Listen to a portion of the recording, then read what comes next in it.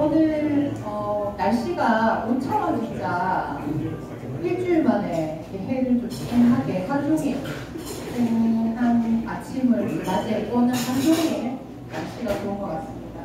다들 뭐 사건 사고도 좀 우리 지역에서 많았는데 다 하셨습니까? 네. 사고가 좀 있었죠, 그죠? 그래서 걱정 많이 했었는데 오늘 행사에는 좀 비 없이 사고 없이 잘 시작했으면 좋겠다 하고 한 주를 시작됐습니다. 그만큼 저희 내드리고 사회적 협동조합에서 이제 마지막 10주년 콘서트로 데뷔를 장식하게 될 오늘이어서 특별하게 또 긴장도 되고 걱정도 되고 했던 그런 한 주였던 것 같습니다. 다행히도 저희 간절한 바람이 좀 통했는지 창한 아침을 맞이해서 너무 반가웠고 오늘도 여러분들 이렇게 이 자리에서 뵙게 되니까 또 반갑습니다. 저는 오늘 행사 진행을 맡게 된 내드리고 사회적 협동조합 이사장 김지영입니다. 반갑습니다. 오늘 이 행사는 저희 10주년을 기념하는 자리이기도 하지만요. 마지막 행사이기도 하고 또 저희가 사회적 경제로 11년을 버텨왔잖아요.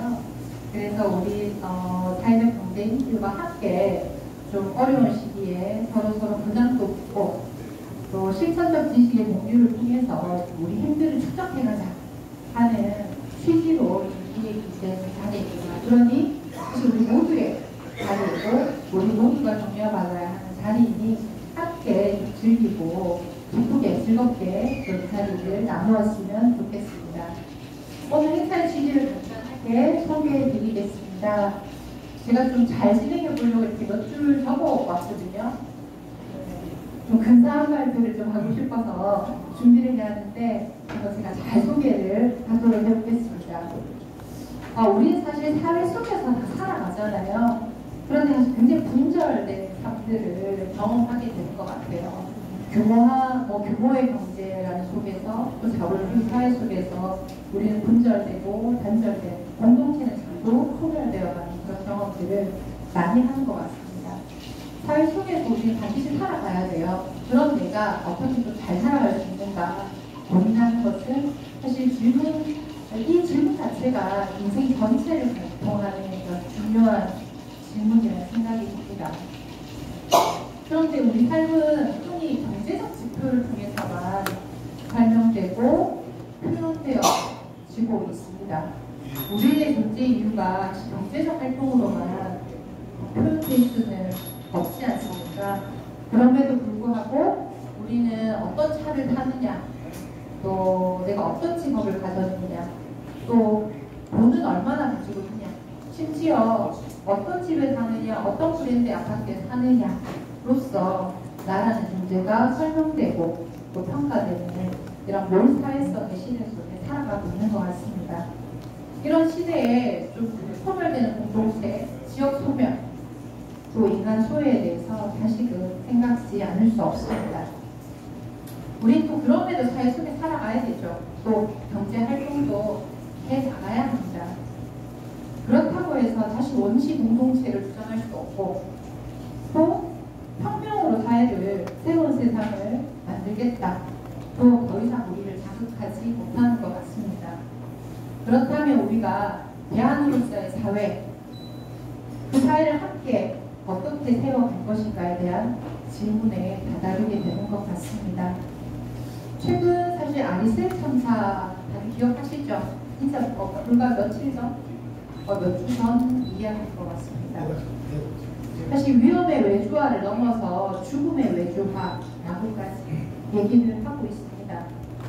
자본주의가 갈아넣는 것에 대한 본질을 다시금 좀 우리가 생각해 봐야 될 때고요. 사회적 경제 활동은 사람 중심의 경제 활동이라고 얘기합니다. 이때의 사람은 어떤 특별한 사람이거나 어떤 요건을 갖춘 사람을 말하는 것이 분명히 아닐 것입니다. 우리 사회적 경제 활동은 이런 사람들에게 라벨링 되어 있는 이 라벨링을 해체하는 그런 본질적인 일들을 하고 있다고 저는 생각하고 있습니다. 우리 이런 활동들을 좀 잘해보자 라고 하는 시간이 오늘의 시간이 될 텐데요. 그렇기 위해서는 우리 스스로의 자존심도 높이고 또 조직화가 필수일 것입니다. 우리는 기존의 지배 질서의 균열을 낼 수 있고 또 새로운 규범을 제도화할 수 있습니다. 그렇기 위해서 오늘 이 활동에 나침판이 되어줄 수 있는 미론과 사례에 대해서 학습하고 같이 사유해보고자 합니다. 오늘 대안으로서의 지역순환 경제 양준호 저자님의 강연과 대화를 통해서 우리들의 실질적 역량을 키워갈 수 있을 것이라 기대합니다. 저자분을 소개해드리겠습니다. 길었죠? 네. 근데 잘 전달되었나요? 네. 열심히 준비했습니다. 네. 잘했다. 기대요. 네. 아유, 땀이 나네요. 네. 인천대학교 경제학과 교수로 재직 중이시고요. 대안으로서의 지역순환경제 대표 저자님이십니다. 또 지역순환경제 네트워크 대표를 맡고 계시면서 한국 사회에서 실천적이면서도 진보적 의제들을 발신하시면서 또 사회적 경제 활동과 협동조합 운동에 큰 영감을 주고 계신 우리 양준호 저자님을 우선 박수로 환영해주세요. 또 공짜로 우리 국제 자본가들이 다 퍼가거든요. 여러분 그거 알고 계시죠? 예. 자연 자원을 그냥 이렇게 파서 챙겨가는 거를 익스트랙트라고 해서 이른바 추출이라고 표현합니다. 이걸 뭐 채굴이라고 표현하기도 하는데요. 그래서 제가 결론을 미리 좀 얘기하는 것 같은데, 지역 경제라고 하는 것은 독점 자본에 의해서 완전히 채굴되고 있어요. 이게 추출되고 있는 겁니다. 그 이유는 이제 제가 나중에 이제 여러 가지 메커니즘을 통해서 설명을 드릴게요. 그럼 이제 대충 이 추출이라는 표현 아시겠죠? 그래서 소멸되어 가고 있는 지역, 그리고 대자본, 독점 자본에 의해서 추출되고 있는 이 지역, 이 소멸과 추출을 넘어서서 회복되고 안정적이란 말이죠. 회복되고 그리고 이 추출로부터 지킬 수 있는 그런 지역민들의 어떤 밑에서부터의 어떤 민주주의, 그리고 공공성, 공통적인 것, 뭐 이런 어떤 이 키워드를 통해서 이런 추출주의에 대해서 이 저항해 나갈 수 있는 뭐 그런 과정에서 지역의 이른바 지역력 자체를 키워낼 수가 있다. 뭐 이런 것들을 이른바 이제 실천적인 목적으로 설정하고 있는 것이 바로 지역순환입니다. 자, 오늘 여러분들과 아까 우리 김재경 소장님, 평소에 제가 존경하는 우리 선배님이신데요. 김재경 소장님 같은 경우는 오늘 이 자리가 공부하는 자리라고 부여를 하셨어요. 아주 저도 전적으로 동의합니다. 이렇게 대구에 이런 어떤 사회적 경제 운동가들이 함께 모여서 이런 자리를 이른바 공부의 자리를 한다는 것은 집단적인 어떤 지성 또는 어떤 문제의식을 갖춘다는 측면에서 아주 의의가 있는 그런 어떤 자리이죠.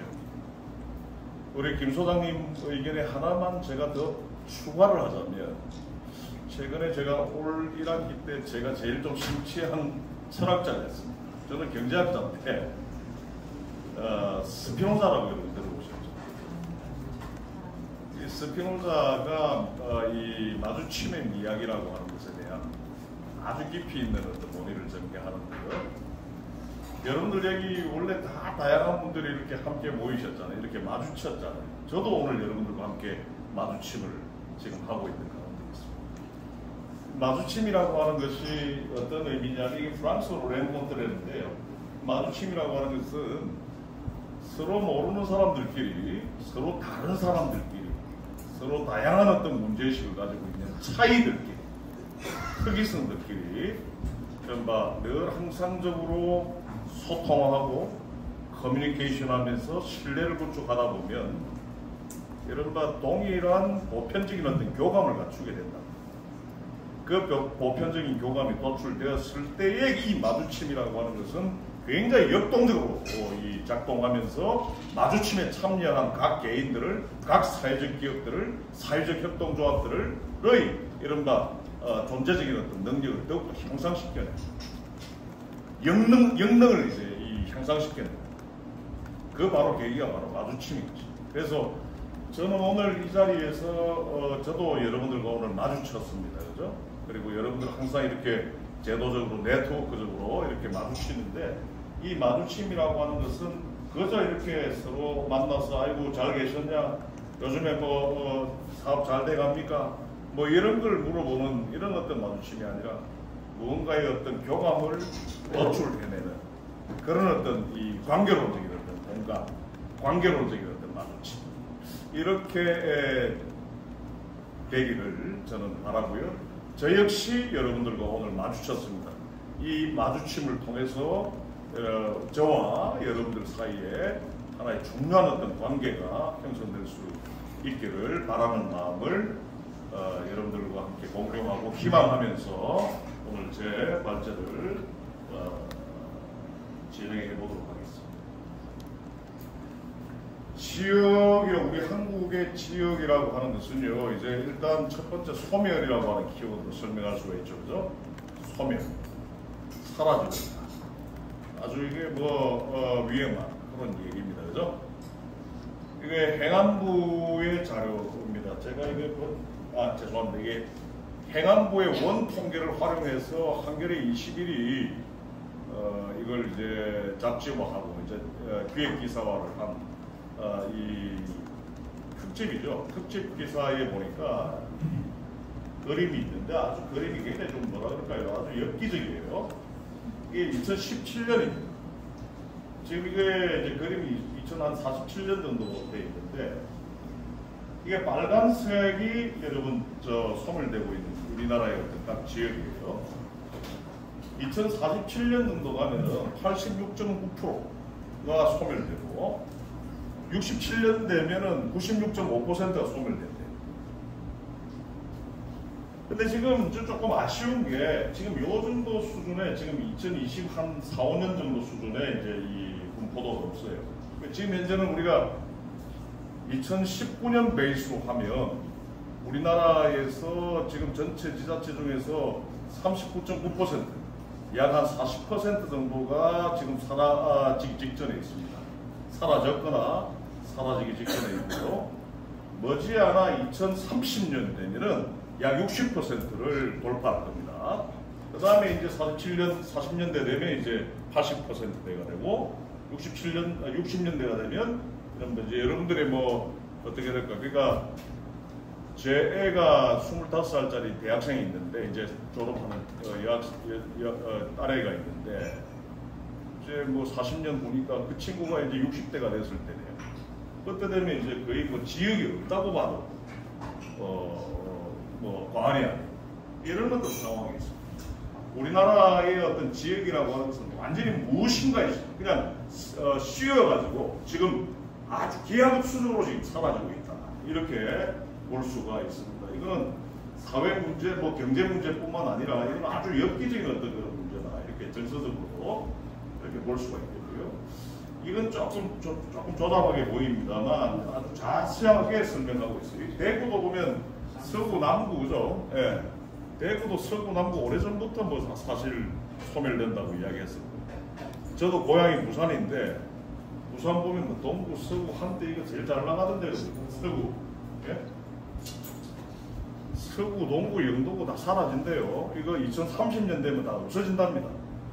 2030년 되면 대구의 서구, 남구, 그 다음에 부산의 동구, 서구, 영도구는 그 구청 자체가 이제 없어질 겁니다. 아마 통폐합돼가지고 예를 들어서 서남구로 통폐합된다든지 대구 같은 경우에는 부산 같은 경우에는 동서영도구로 이렇게 이 통폐합된다든지 그렇게 되겠죠. 여하튼 행안부가 요거는 이제 올해 자료인데 이와 같이 현재는 한 40% 정도 정확하게 이야기하면 39.9% 40% 정도의 지역들이 사라지고 있다. 이렇게 여러분들 보시면 되겠습니다. 아마 여러분들이 지금까지 가지고 있는 어떤 이 공통지성들 상식과도 정합적인 데이터로 보실 수가 있겠습니다. 저는 이 통계를 굉장히 좀 좋아하는데요. 한국은행이 우리 한국의 이제 지역에 관한, 지역 경제에 관한 통계들을 꽤 많이 이렇게 가공을 합니다.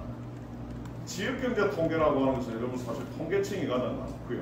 그 다음에 한국은행 통계는 주로 이제 일국 차원의 통계들이 많아서 뭐 지역경제를 분석하고 지역의 뭐 이런 어떤 여러 경제 지표들을 확인하는 데 있어서 한국은행이 유용하겠느냐? 그렇지 않습니다. 한국은행 들어가 보면 가공할 수 있는 이른바 지역경제의 어떤 양상들을 가늠할 수 있게 해주는 여러 가지 통계들이 있는데 2000년에서 2014년 사이에 한번 보십시오.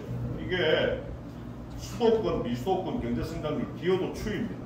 이게 한때만 해도 2014년까지만 해도 이 경기도가 한 30%채 기여도가 30%채 되지 않았어요. 서울, 인천이 22.7%. 그리고 2014년까지만 해도 우리나라의 지역이 그래도 전체적으로 한 50% 정도 이렇게 우리나라 전체의 경제 성장에 기여해 왔단 말이에요. 그런데 이게 2015년 이후부터 이렇게 급속하게 지역이 소멸된다라고 하는 것은 경제적인 차원에서 보여주는 통계입니다. 한번 보십시오. 이게 수도권이 경기, 서울, 인천 이걸 딱 치면은 약 70% 정도? 70%.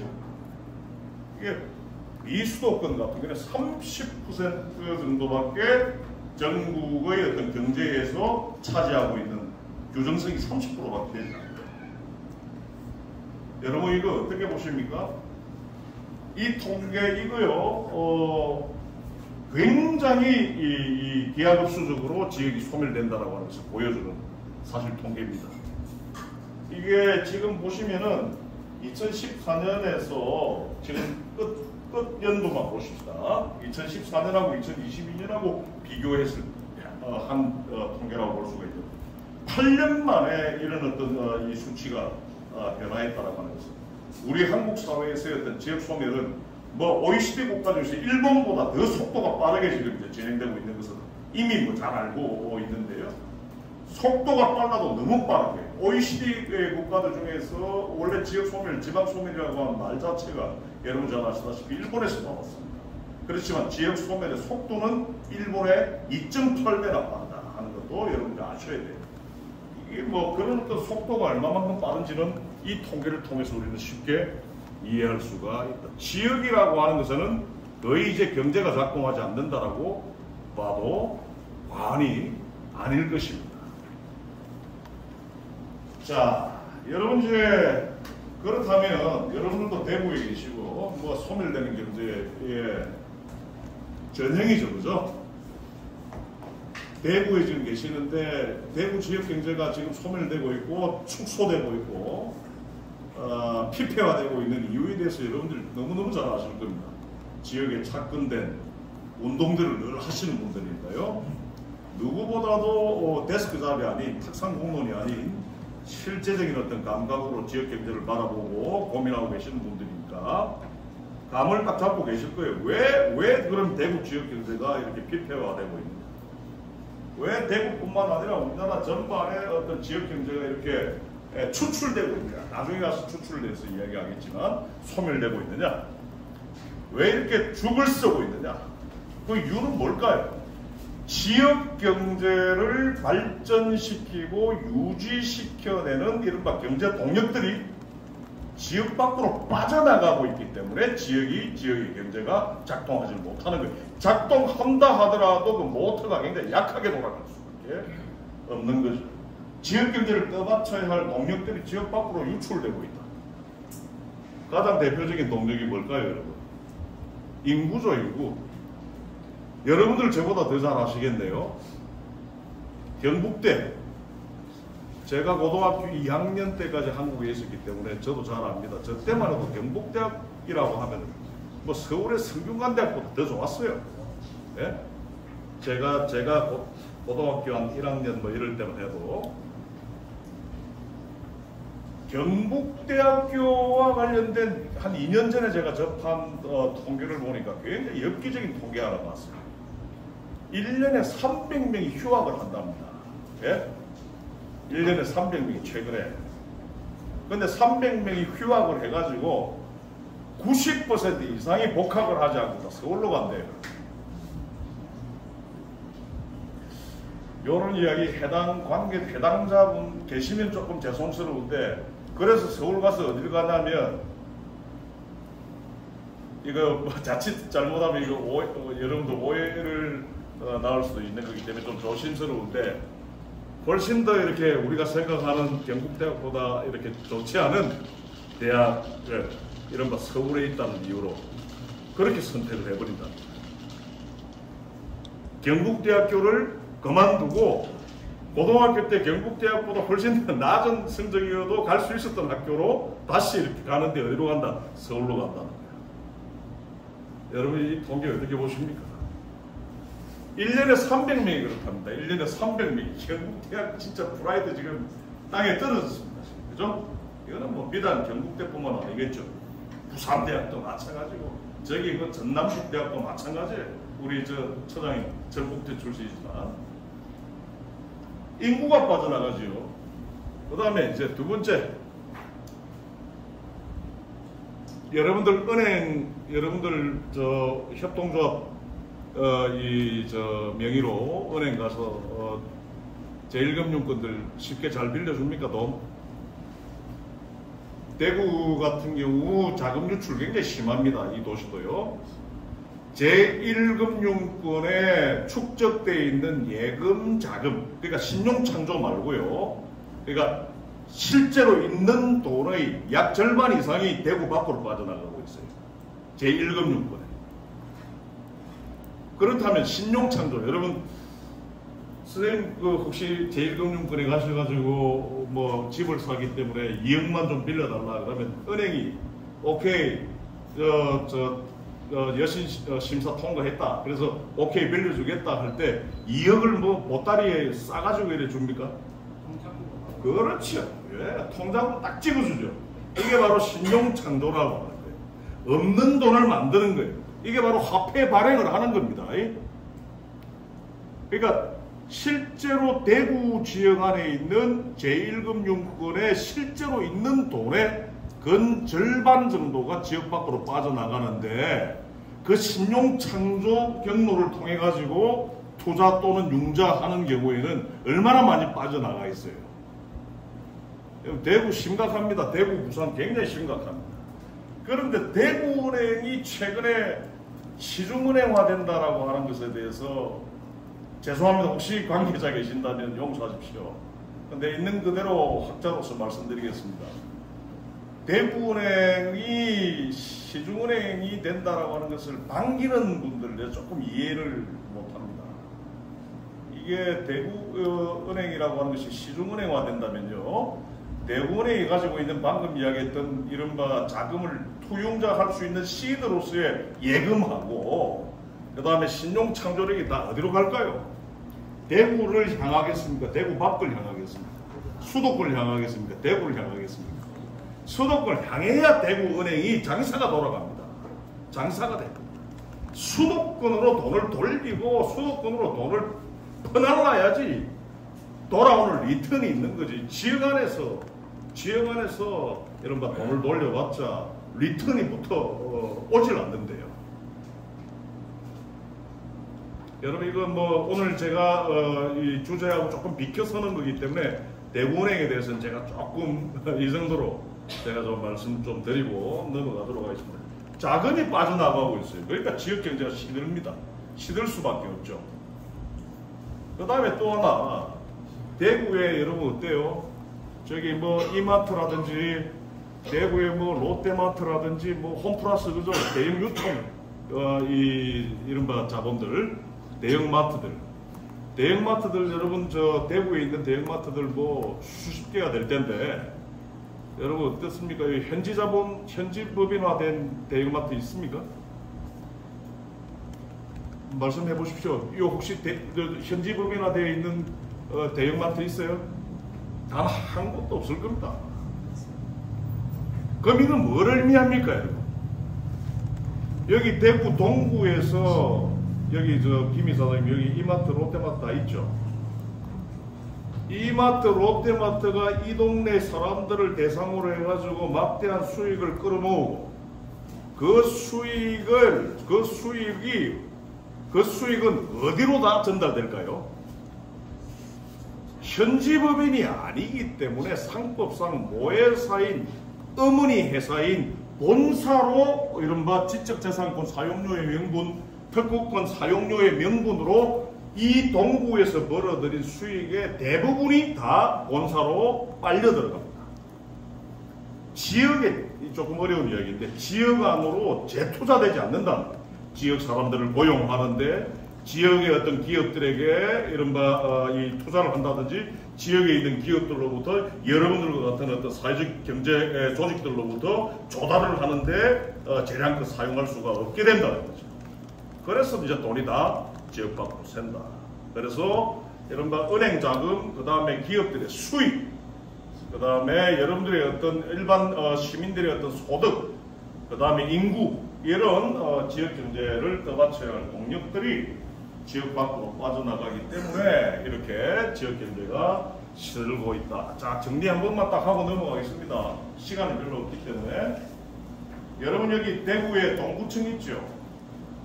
대구 동구청의 통계 한번 대구 동구청이 왜 공공 조달하는 거, 그러니까 이 외부 사업체로부터 조달하는 거 통계 여러분들 보신 분 계세요? 이제 보셔야 됩니다. 오늘 이 마주침을 통해서 사회적 경제 조직들의 운동은 첫 번째, 그 사회적 경제 조직들이 위치하고 있는, 장소하고 있는 그곳의 앵커 기관들의 조달을 봐야 됩니다. 제일 먼저. 그러니까 대구 동구청부터 봐야 되죠. 그 다음에 대구시청. 그러니까 그들의 조달, 예를 들어서 공사라든지 용역이라든지 용품 요 딱 세 가지로 이렇게 구분되는데, 보통 우리나라의 기초자치단체의 앵커 기관들, 특히 관공서의 이 공공조달의 어떤 평균 퍼센테이지가 있어요. 733이라고. 그러니까 공사는 대구 동구청이, 공사는 대구 동구 안에서 한 70% 이 발주하고, 그러나 용품이라든지 용역 같은 경우는 역으로 30%만 지역 안에서 조달하고 나머지 70% 지역 밖으로 이 유출시키고 있다. 조달력이. 그게 이제 평균입니다. 정확하게 한번 여러분들이 보셔야 될 필요가 있습니다.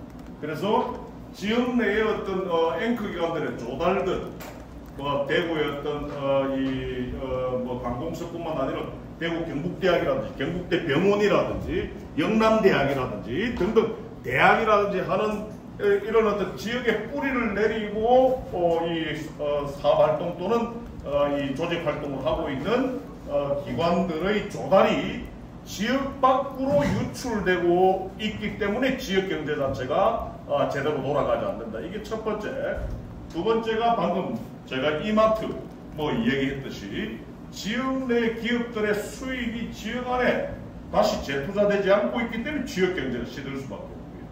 그 다음에 이 대구 시민들의 소득이 지역 안에 이렇게 다시 순환되지 않기 때문에 지역 경제의 어떤 동력 자체가 약화될 수밖에 없고 사람이 빠져나가고, 그 다음에 앞서 말씀드렸듯이 은행 자금이 지역 밖으로 빠져나간다. 이런 상황에서 대구은행이라고 하는 본질적으로 지역 밀착형 금융의 역할을 해야 할 지방은행이 이른바 시중은행이라고 하는 날개를 달게 된다면, 이른바 대구은행이 가지고 있는 신용창조력이라든지 이른바 투용자 가능한 가용 자산 같은 경우에는 지역 밖으로 빠져나갈 수밖에 없는 그런 어떤 파행적인 어떤 가능성이 불닥칠 가능성이 크다, 이런 말씀을 드리겠습니다. 요건 조금 좀 넘어가도록 할게요. 그 다음에 여러분들 과거에 비하면 지금 대구의 지역의 공동체는 어떻습니까? 공동체도 소멸되고 있지요. 해서 여러분들 오늘 일하는 어떤 마주침이 굉장히 소중합니다. 이런 어떤 공동체죠. 이런 공동체가 너무너무 소중합니다. 서로 소통하고 서로 커뮤니케이션하고 해서 그런 어떤 소통과 커뮤니케이션 체제를 바탕으로 하는 어떤 호혜의 관계, 이런 어떤 호혜의 관계를 작동시켜낼 수 있는 이런 주체들을 우리는 공동체라고 하죠. 대구 어떠세요? 대구뿐만 아닙니다. 모든 지역에서 IMF 위기 이후에 우리 한국 사회에 있어서 공동체는 계속해서 소멸을 되어가고 있습니다. 지역 경제가 악화되기 때문에 이 공동체가 소멸되어가고 있다라고 하는 것이 보통 지역 사회학자들의 통론. 왜 공동체가 약화되느냐? 뭐 제가 지금 반드시 뭐 유물론적으로 지금 사회 현상을 해석하는 것은 아닌데 지역 경제 자체가 악화되니까 지역 공동체도 뭐 다들 먹고 사는데 이제 급급하다 보니까 지역 공동체의 정신을 발휘하기가 쉽지 않아지는 거죠. 그래서 지역 공동체가 붕괴되면서 로컬의 어떤 사회적 자원, 아까 말씀드렸던 소통이나 또는 신뢰나 그 다음에 호혜의 관계 이런 어떤 사회적 자원이 서서히 약화되면서 지역의 이제 레질리언스 파워 이른바 회복력 자체가 상실되는 그런 어떤 상황에 있습니다. 그래서 전체적으로 인구가 줄고요, 경제가 좋지 않아지니까 개인이 이제 개별화되고 파편화되고, 그 다음에 이 지역에 있는 원래 대구에 있던 원주민들이 이 어떤 젠트리피케이션 같은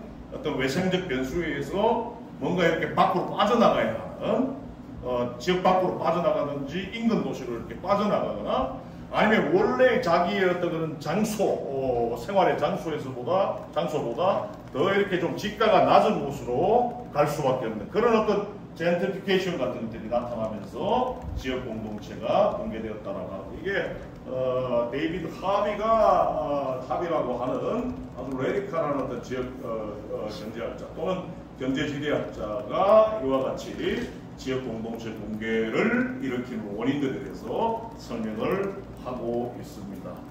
지역 경제만 소멸되는 것이 아니라 지역 공동체도 소멸되고 있다. 여러분들 다들 인정하십니까? 예. 자, 이제 제가 오늘 모두의 이제 추출이라고 하는 단어에 여러분들이 약간 좀 낯설게 생각하실 것이다라는 말씀을 제가 올렸는데요. extraction이라고 하는, 이거 저는 이제 추출이라고 부릅니다. 이게 많은 사람들이 채굴이라고 표현하는데, 채굴은 좀 광물 자원 같은 경우에는 이제 채굴이라는 표현이 괜찮을 것 같은데, 거대한 어떤 독점 자본이 지역을 이렇게 빨아당기는 것, 지역에 있는 어떤 경제력을, 경제 동력들을 흡수해버리는 것은 채굴보다는 수출이 맞겠다라고 하는 판단으로 저는 이렇게 번역을 하고 있습니다. 자, 이 그림 여러분 제가 제일 좋아하는 그림이라는 표현이 좀 역설적인데요.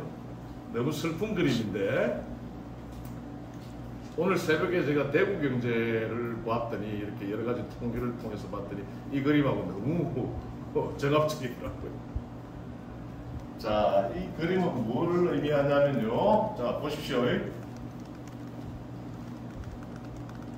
그런데 재밌게도 굉장히 보수적인 대구 시장이신데도 나름 좀 지역주의적인 감각을 있는 것 같더라고요. 보니까 뭐 이런 대형 마트 뭐 이런 거에 대한 좀 이 비판적인 문제의식은 또 있는 것 같더라고요. 나 굉장히 좀 놀랐는데, 여하튼 자, 대구광역시가 여러분들 아셔야 됩니다. 이 지역에 대기업 하나 유치해 올 때요, 지역에 대형 유통마트 하나 유치해 올 때, 코스트코 같은 초국적 유통자본 같은 거 유치해 올 때요, 지원을 합니다, 여러분. 부지를 지원한다든지 건물을 지원한다든지 합니다, 여러분. 알고 계시죠? 예. 이렇게 당근을 줘가지고 대형 독점 기업들을 모셔옵니다. 모셔와. 예? 그래서 상전대우를 하는 거죠. 예를 들어서 인천광역시는, 제가 있는 인천광역시는 송도 국제도시의 삼성바이오로직스라고 하는, 여러분 뭐 분식회계로 유명한 세계적인 기업이죠, 그죠? 삼성바이오로직스를 모시는데 땅 주고 건물 주고 보조금 주고 다 했어요, 인천경제자유구역청이. 최근에 제가 평택에 가서 강의를 했었는데, 평택에 가면은 반도체 클러스터 안에 삼성전자 캠퍼스라고 하는 이른바 삼성전자 반도체 라인이 있습니다. 1호 라인, 2호 라인 해서 6호 라인까지 있는데요. 이 사람들 평택에 모셔올 때 땅 주고 그냥 뭐 부지는 말할 필요도 없고 건물 주고 온갖 지원, 행정적 지원도 하고 지방세 감면해주고. 그죠? 자, 지자체는 그렇게 해서 대기업들 그리고 코스트코 같은 대형 유통자본들 심지어는 뭐 하나은행, NH농협은행 같은 이런 제1금융권들을 하나 모셔올 때마다 이런 식으로 혈세를 써서 상전대로 합니다. 그래서 이들이 지역시장 안에서 독점적인 지위를 갖추어가지고 막대한 독점적인 어떤 수익을 손에 넣죠. 그런데 중요한 것이 독점적인 수익이 이들 손에 잡혔단 말이에요. 그러면 이 집중된 어떤 그들의 독점적 수익이 대구 안에 있는 여타 기업들과 조달관계, 납품 조달관계가 구축된다면 이 지역 경제는 굉장히 안정적으로 발전해 나갈 수가 있습니다. 무슨 말씀인지 아시겠죠? 그랬던 도시가 옛날에 뭐 울산 아닙니까? 그죠?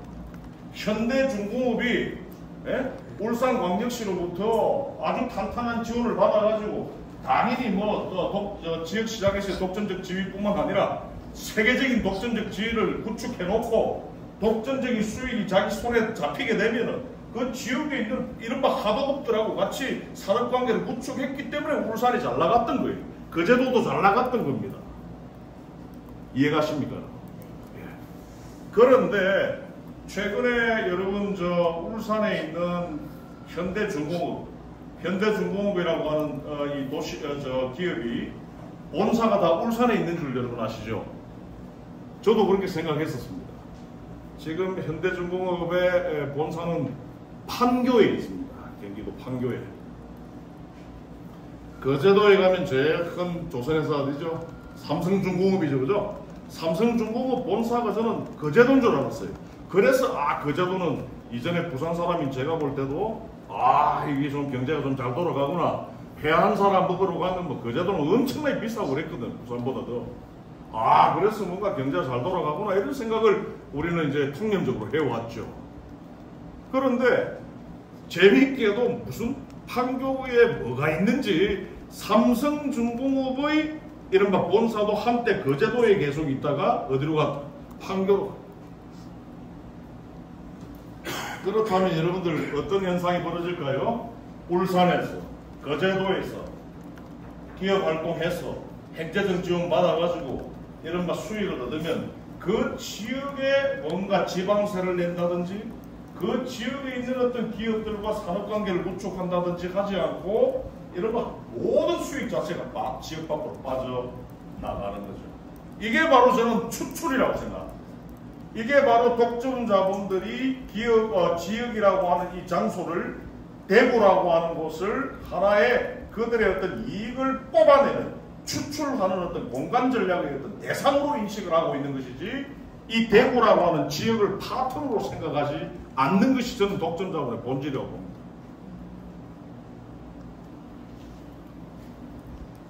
충청남도가 2022년도에 한 해 동안 GRDP 그러니까 지역 내 총생산 규모가 34조 정도 됩니다.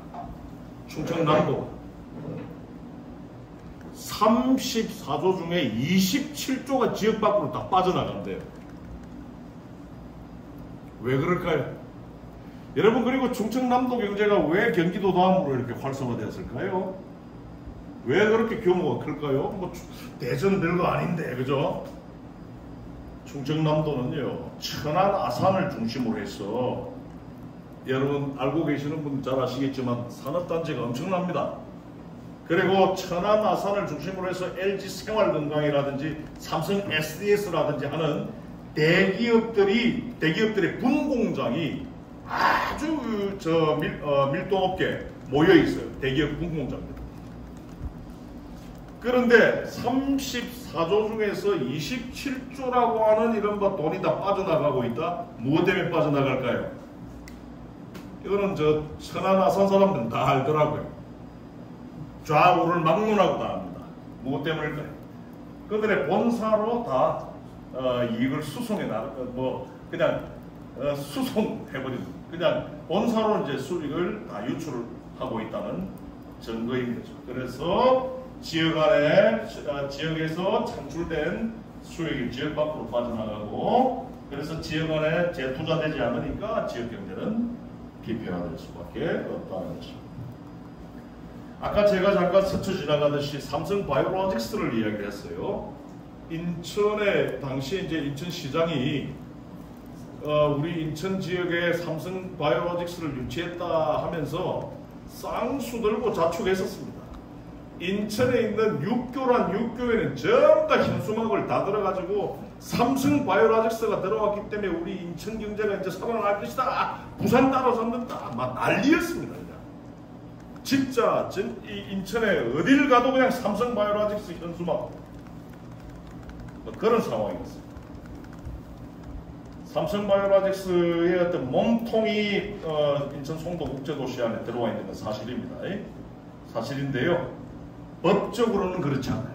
이게 무슨 말이냐면 삼성 바이오로직스와 인천시가 맺었던 MOU의 어떤 협약서를 제가 이제 정보 공개 요청을 해가지고 봤더니 삼성 바이오로직스하고 인천경제자유구역하고 맺었던 그 협약서에 보면 삼성 바이오로직스 측의 주소가 이상하더라고요.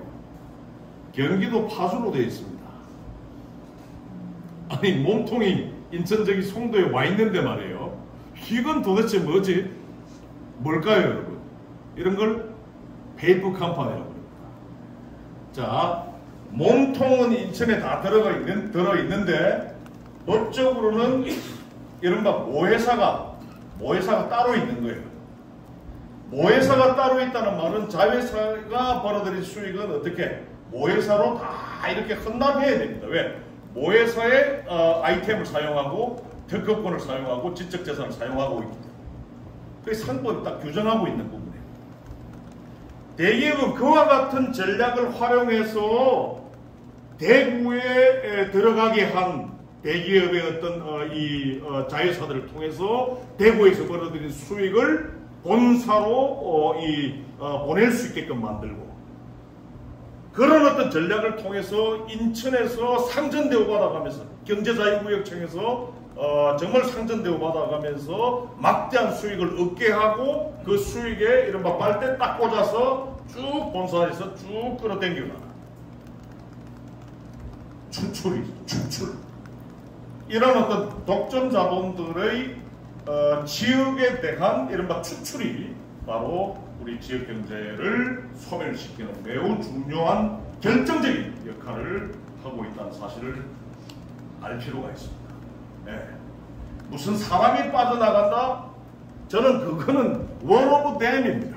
사람, 오늘 제가 몇 가지 말씀드렸는데 사람이 빠져나가기 때문에 지역이 소멸 위기에 빠져있다. 그건 원 오브 댐입니다. 위기 중에 원인 중에 하나이지 가장 중요한 원인이 아니라고 저는 봐요. 가장 중요한 원인은 지역에 있는 대형 은행들의 수익이 그리고 자금이 지역 밖으로 빠져나가는 것 그리고 지역 안에서 비즈니스를 해서 돈을 벌어들인 독점 자본은 좀 레디컬한 표현이지만 대기업들의 수익이 지역 밖으로 빠져나가는 것 그리고 아까 잠깐 말씀드렸듯이 앵커 기관들의 조달이 지역 안을 향하지 않고 지역 밖으로 빠져나가는 것 때문에 지역이 흔들리고 경제적인 어떤 기반이 약화되면서 그 지역의 매력을 느끼는 이런 생산 가능 인구 청년들이 줄어들게 되면서 사람들이 빠져나가는 거죠. 뭐 이걸 가지고 여러분들 경제 유물론적이다라고 표현한다는 어쩔 수 없습니다. 이건 통계적으로 볼 때 그대로 드러나고 있는 사실이기 때문에 여러분들 따라와 주셔야 될 필요가 있다는 거고요. 이것도 좀 넘어가도록 하겠습니다. 자, 그래서 추출되고 있는 로컬에 대해서 말씀드렸어요. 이런 어떤 신자유주의적인 분공장 경제, 그러니까 우리나라의 지자체가 너도 나도 할 것 없이 대기업들의 어떤 분공장 하나 유치하자. 이런 천안이나 아산 같은 그리고 평택 같은 최근에 그죠?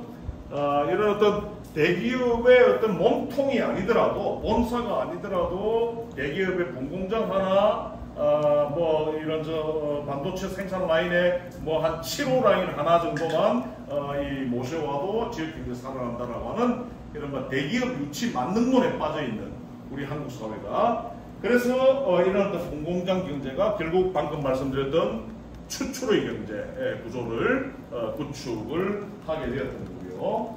요거 약간 복잡하고 시간이 없는 관계로 핵심만 제가 말씀드리겠습니다.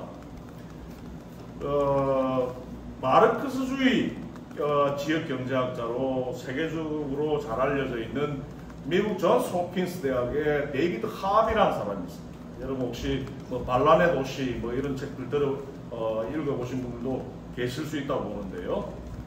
이 데이비드 하비는 쉽게 말씀드릴게요. 이게 도표를 보시면은 조금 복잡한데 자본이라고 하는 것은 노동력을 착취해서 노동력을 하루에 7시간 노동할 것이다. 7시간 노동해라. 그에 맞춰가지고 내가 임금 주겠다라고 고용계약을 맺고 채용을 했는데 7시간을 일시키는 것이 아니라 10시간을 일시키고 7시간 분에 이런 월급을 주면 3시간의 인내가치가 창출되죠. 그죠?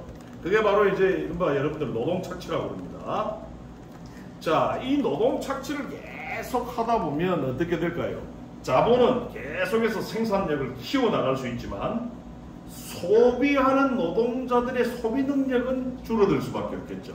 그래서 1차 위기에 직면합니다. 자본은 자기들이 야욕을 가지고 욕심을 가지고 노동자들을 착취해가지고 생산 규모를 키웠지만 역설적이게도 그들이 대량으로 만들게 된 상품 자체가 팔리지 않는 위기에 빠지는 거예요.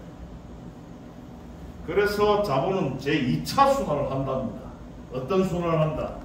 새로운 도시를 만든다. 새로운 어떤 지역을 개발하는, 새로운 어떤 인프라스트럭처를 만드는 거예요. 그러니까 거대한 가덕도 신공항을 그냥 만든다든지, 또는 거대한 대구 신공항을 만든다든지, 거대한 이런 다리를 깐다든지 하는 이런 식으로 해서 그들의 어떤 유효자본, 그러니까 투자처를 찾지 못해서 쉬고 있는, 그러나 뭔가 이렇게 좀 돈을 벌고 싶은 이런 어떤 자본들을, 쉬고 있는 자본들을 그와 같은 이런 도시개발에 활용을 하는 것을 이런 자본의 제2차 순환이라고 하는 본질로 데이비드 하비는 얘기를 합니다. 그래서 이제 이 데이비드 하비는 도시라고 하는 것도 자본의 논리에 의해서 움직이게 되는 거고, 생기게 되는 거고, 도시가 피폐화되는 것은 또 자본의 논리에 의해서 또 이루어지는 것이다.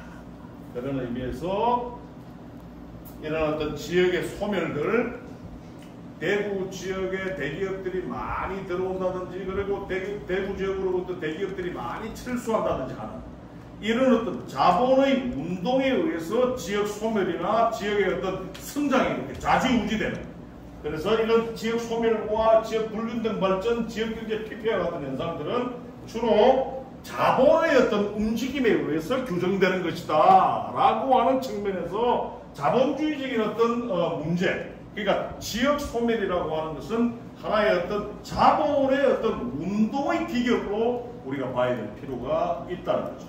그러니까 어떤 대구라고 하는 도시를 자본이 아주 매력적으로 여겨서 대구라고 하는 도시에 도시개발을 시키고, 그 다음에 대구라고 하는 도시에 자본의 어떤 여러 계열 회사들이 들어왔다가 대구라고 하는 도시로부터 나가버린다든지 또 다른 지역을 선호하게 되어버리면 이 지역은 이제 피폐화될 수밖에 없다라고 하는 점, 이런 것들이 역사적으로 반복되었다라고 하는 점을 고려할 때 지역 소멸이라든지 지역 불균등 발전이라고 하는 것은 결국은 자본주의의 가장 핵심인 자본의 어떤 문제이다.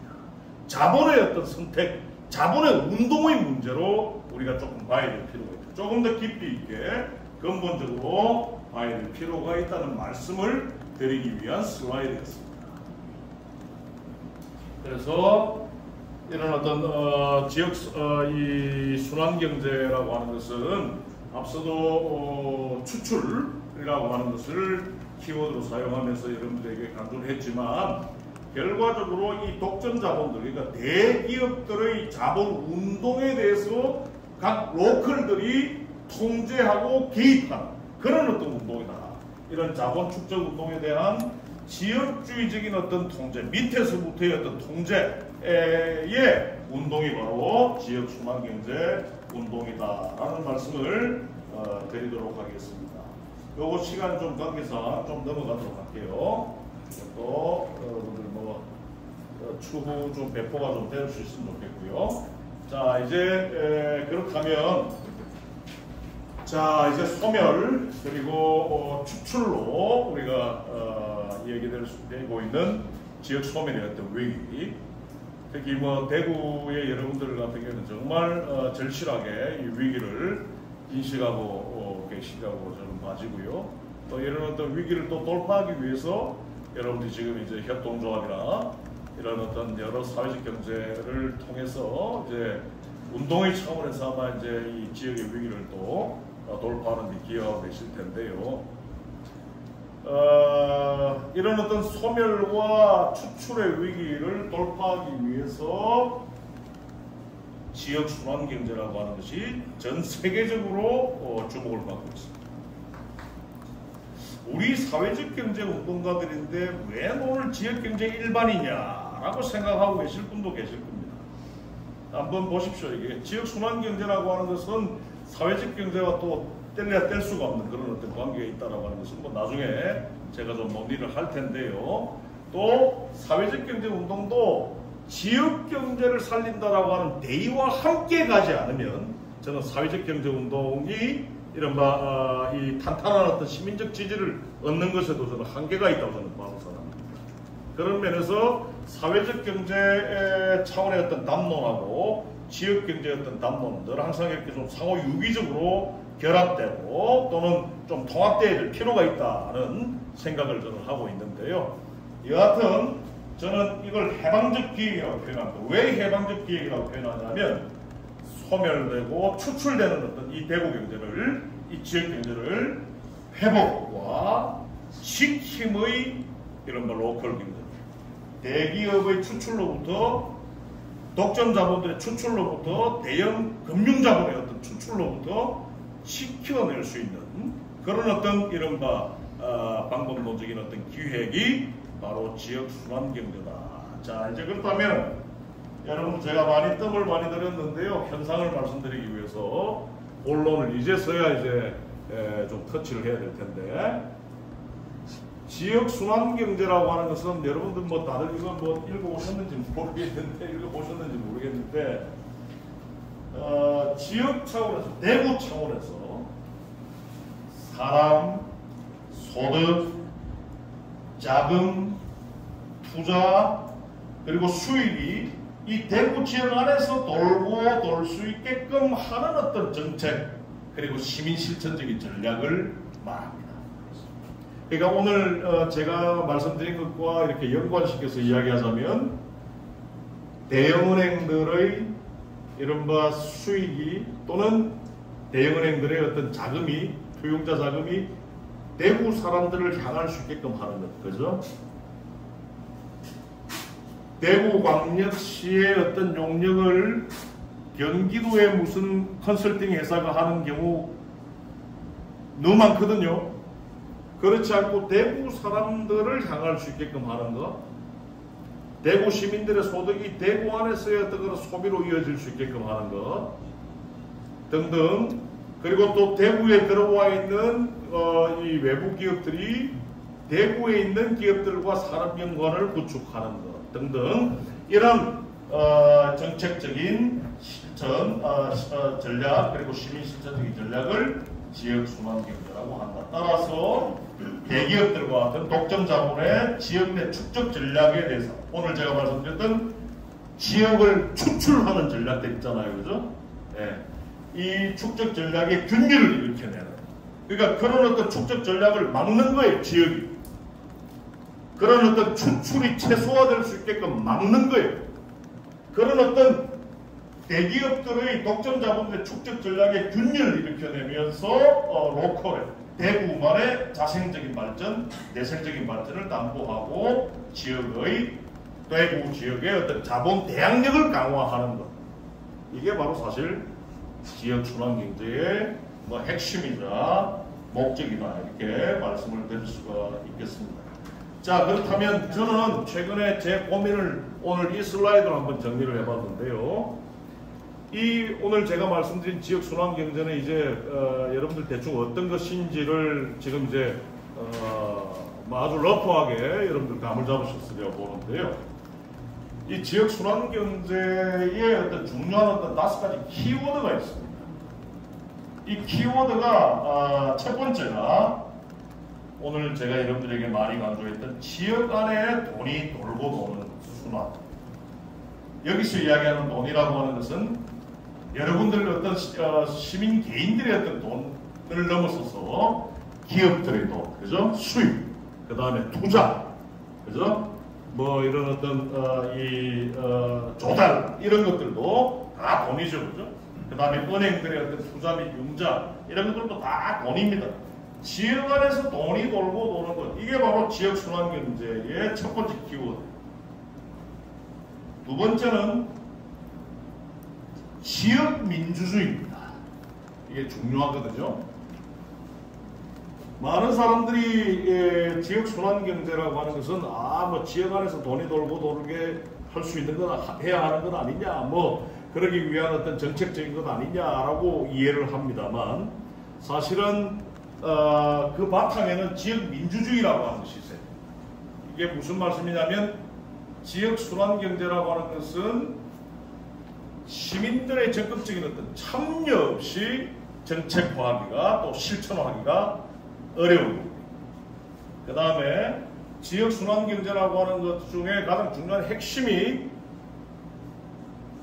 부를 민주화하는 것. 그러니까 이 대구시가 가지고 있는 어떤 부, 그리고 대구 동구청이 가지고 있는 어떤 조달력 같은 이런 어떤 부 웰스를 이른바 민주적으로 소유할 수 있게끔 하는, 여러분들과 같은 협동조합이 함께 소유할 수 있게끔 하는 막 그런 어떤 측면에서 경제적인 어떤 민주주의를 지역 순환 경제는 매우 중요한 키워드로 삼고 있다.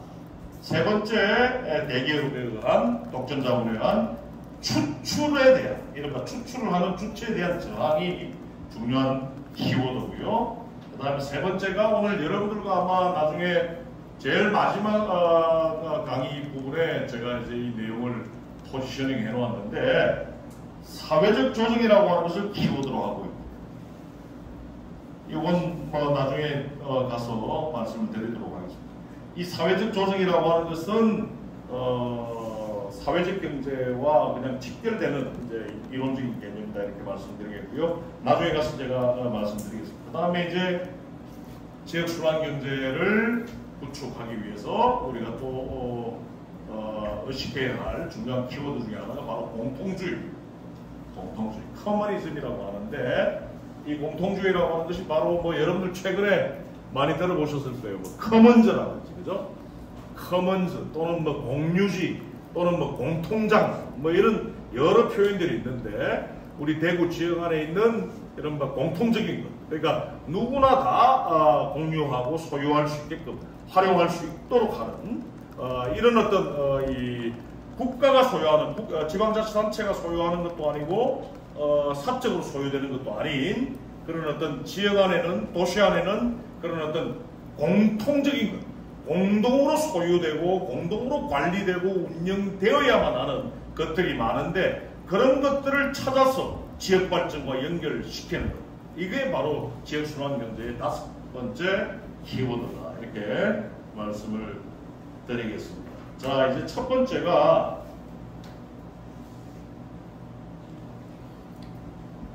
지역 안에서 이제 돈을 대구 지역에 있는 시민들의 소득이 대구 지역 안에 돌고 또 돌 수 있게끔 하기 위해서는 이것만큼 좋은 거 없어요. 지역 화폐만큼. 여러분들 정치적인 성향을 저는 잘 모릅니다만 우리나라에서는 이상하게 좀 다른 나라하고 좀 달리 예컨대 노동운동을 베이스로 하는 어떤 그런 진보정당 운동가들이 있어요. 나는 저는 원래 그런 쪽으로 저도 관심이 많아요. 왜냐하면 제가 정치경제학을 전공했기 때문에 관심이 많습니다만 우리 한국 사회에서는 이런 어떤 진보정당들이 지역화폐에 관심이 없습니다. 화폐자 붙으면 관심이 없어요. 무슨 금융 화폐자가 딱 붙으면 일단 관심이 없습니다. 무슨 노동이란 말이 붙어야 관심이 가지 그건 제가 볼 때는 아니에요. 그렇게 하는 거 아닙니다. 진보 정치. 왜냐하면 주체성의 개념에서는 체제를 전복하고 체제에 대항하는 하나의 주체적인 차원에서는 노동이 제일 중요하지만 이 체제를 구축하고 이 체제를 공고하게 만든 것은 화폐이자 금융이거든요. 그런 면에서 자본주의 체제를 더욱더 공고하게 만드는, 오늘 맥락에서 이야기하는 소멸과 추출을 더욱더 강화하는 어떤 주범은 바로 화폐이자 금융이기 때문에 화폐 또는 금융이라고 하는 키워드에 열려 있어야 될 필요가 있습니다. 리버럴 또는 레디칼한 그룹들은 저는 그렇게 생각을 하는데, 지역 순환 경제를 위한 첫 번째 기획은 저는 지역 화폐에서 찾을 수가 있다. 그러니까 우리가 흔히들 이야기 문재인 정부 때 했던 지역 사랑 상품권 이런 것들을 넘어서서 시민들끼리, 사실 여러분 참 좀 지난한 길이긴 합니다만, 시민들끼리 이 서로의 어떤 상호 신뢰, 커뮤니케이션 그리고 호혜의 관계를 구축하기 위한, 여러분들 잘 아시다시피 지역 공동체형 지역화폐가 많이 있다는 것은 잘 아실 거예요. 그러니까 대전의 한밭네츠라든지 서울의 노원이라든지 전국 곳곳에 이른바 화폐로서의, 그러니까 통화로서의 어떤 그런 지역화폐가 아닌 언어로서의 어떤 그런 기능을 강조하는 그런 어떤 공동체 지향형의 어떤 그런 지역화폐가 지금 이렇게 좀 규모는 적지만, 지역 사랑 상품권만큼 이렇게 큰 규모는 아니지만 사실은 계속해서 그 시도와 그 시민 실천이 이어지고 있다라고 하는 것은 여러분들 주지의 사항입니다. 그래서 요건 좀 그렇게 중요한 건 아닌데요. 화폐로서의 지역화폐는 결국은 이거죠. 내가 레드카페에 와가지고 레드카페에서 3만원어치 차를 마셨어요. 그러면은 3만원어치 이 지역화폐를, 지역사랑 상품권을 두고 3만원어치를 제가 이렇게 결제를 한단 말이에요. 그럼 이 지역화폐라고 하는 자기 계정 안에 원래 어떤 법정 통화가 이 지역화폐로 충전되어 있어야 될 거 아닙니까? 그죠? 예. 그러면 보통 우리 한국의 지역사랑 상품권이라고 하는 것은 레드카페에 와가지고 자기가 딱 지역화폐를 자기 원래 원화 법정화폐를 지역화폐 계좌에 충전을 해놓은 것을 레드카페에 와서 결제하자마자 그 지역화폐는 어떻게 되죠? 청산돼 버리고 말죠. 예. 법정화폐로 다시 그대로 태환되죠. 그죠? 좋습니다.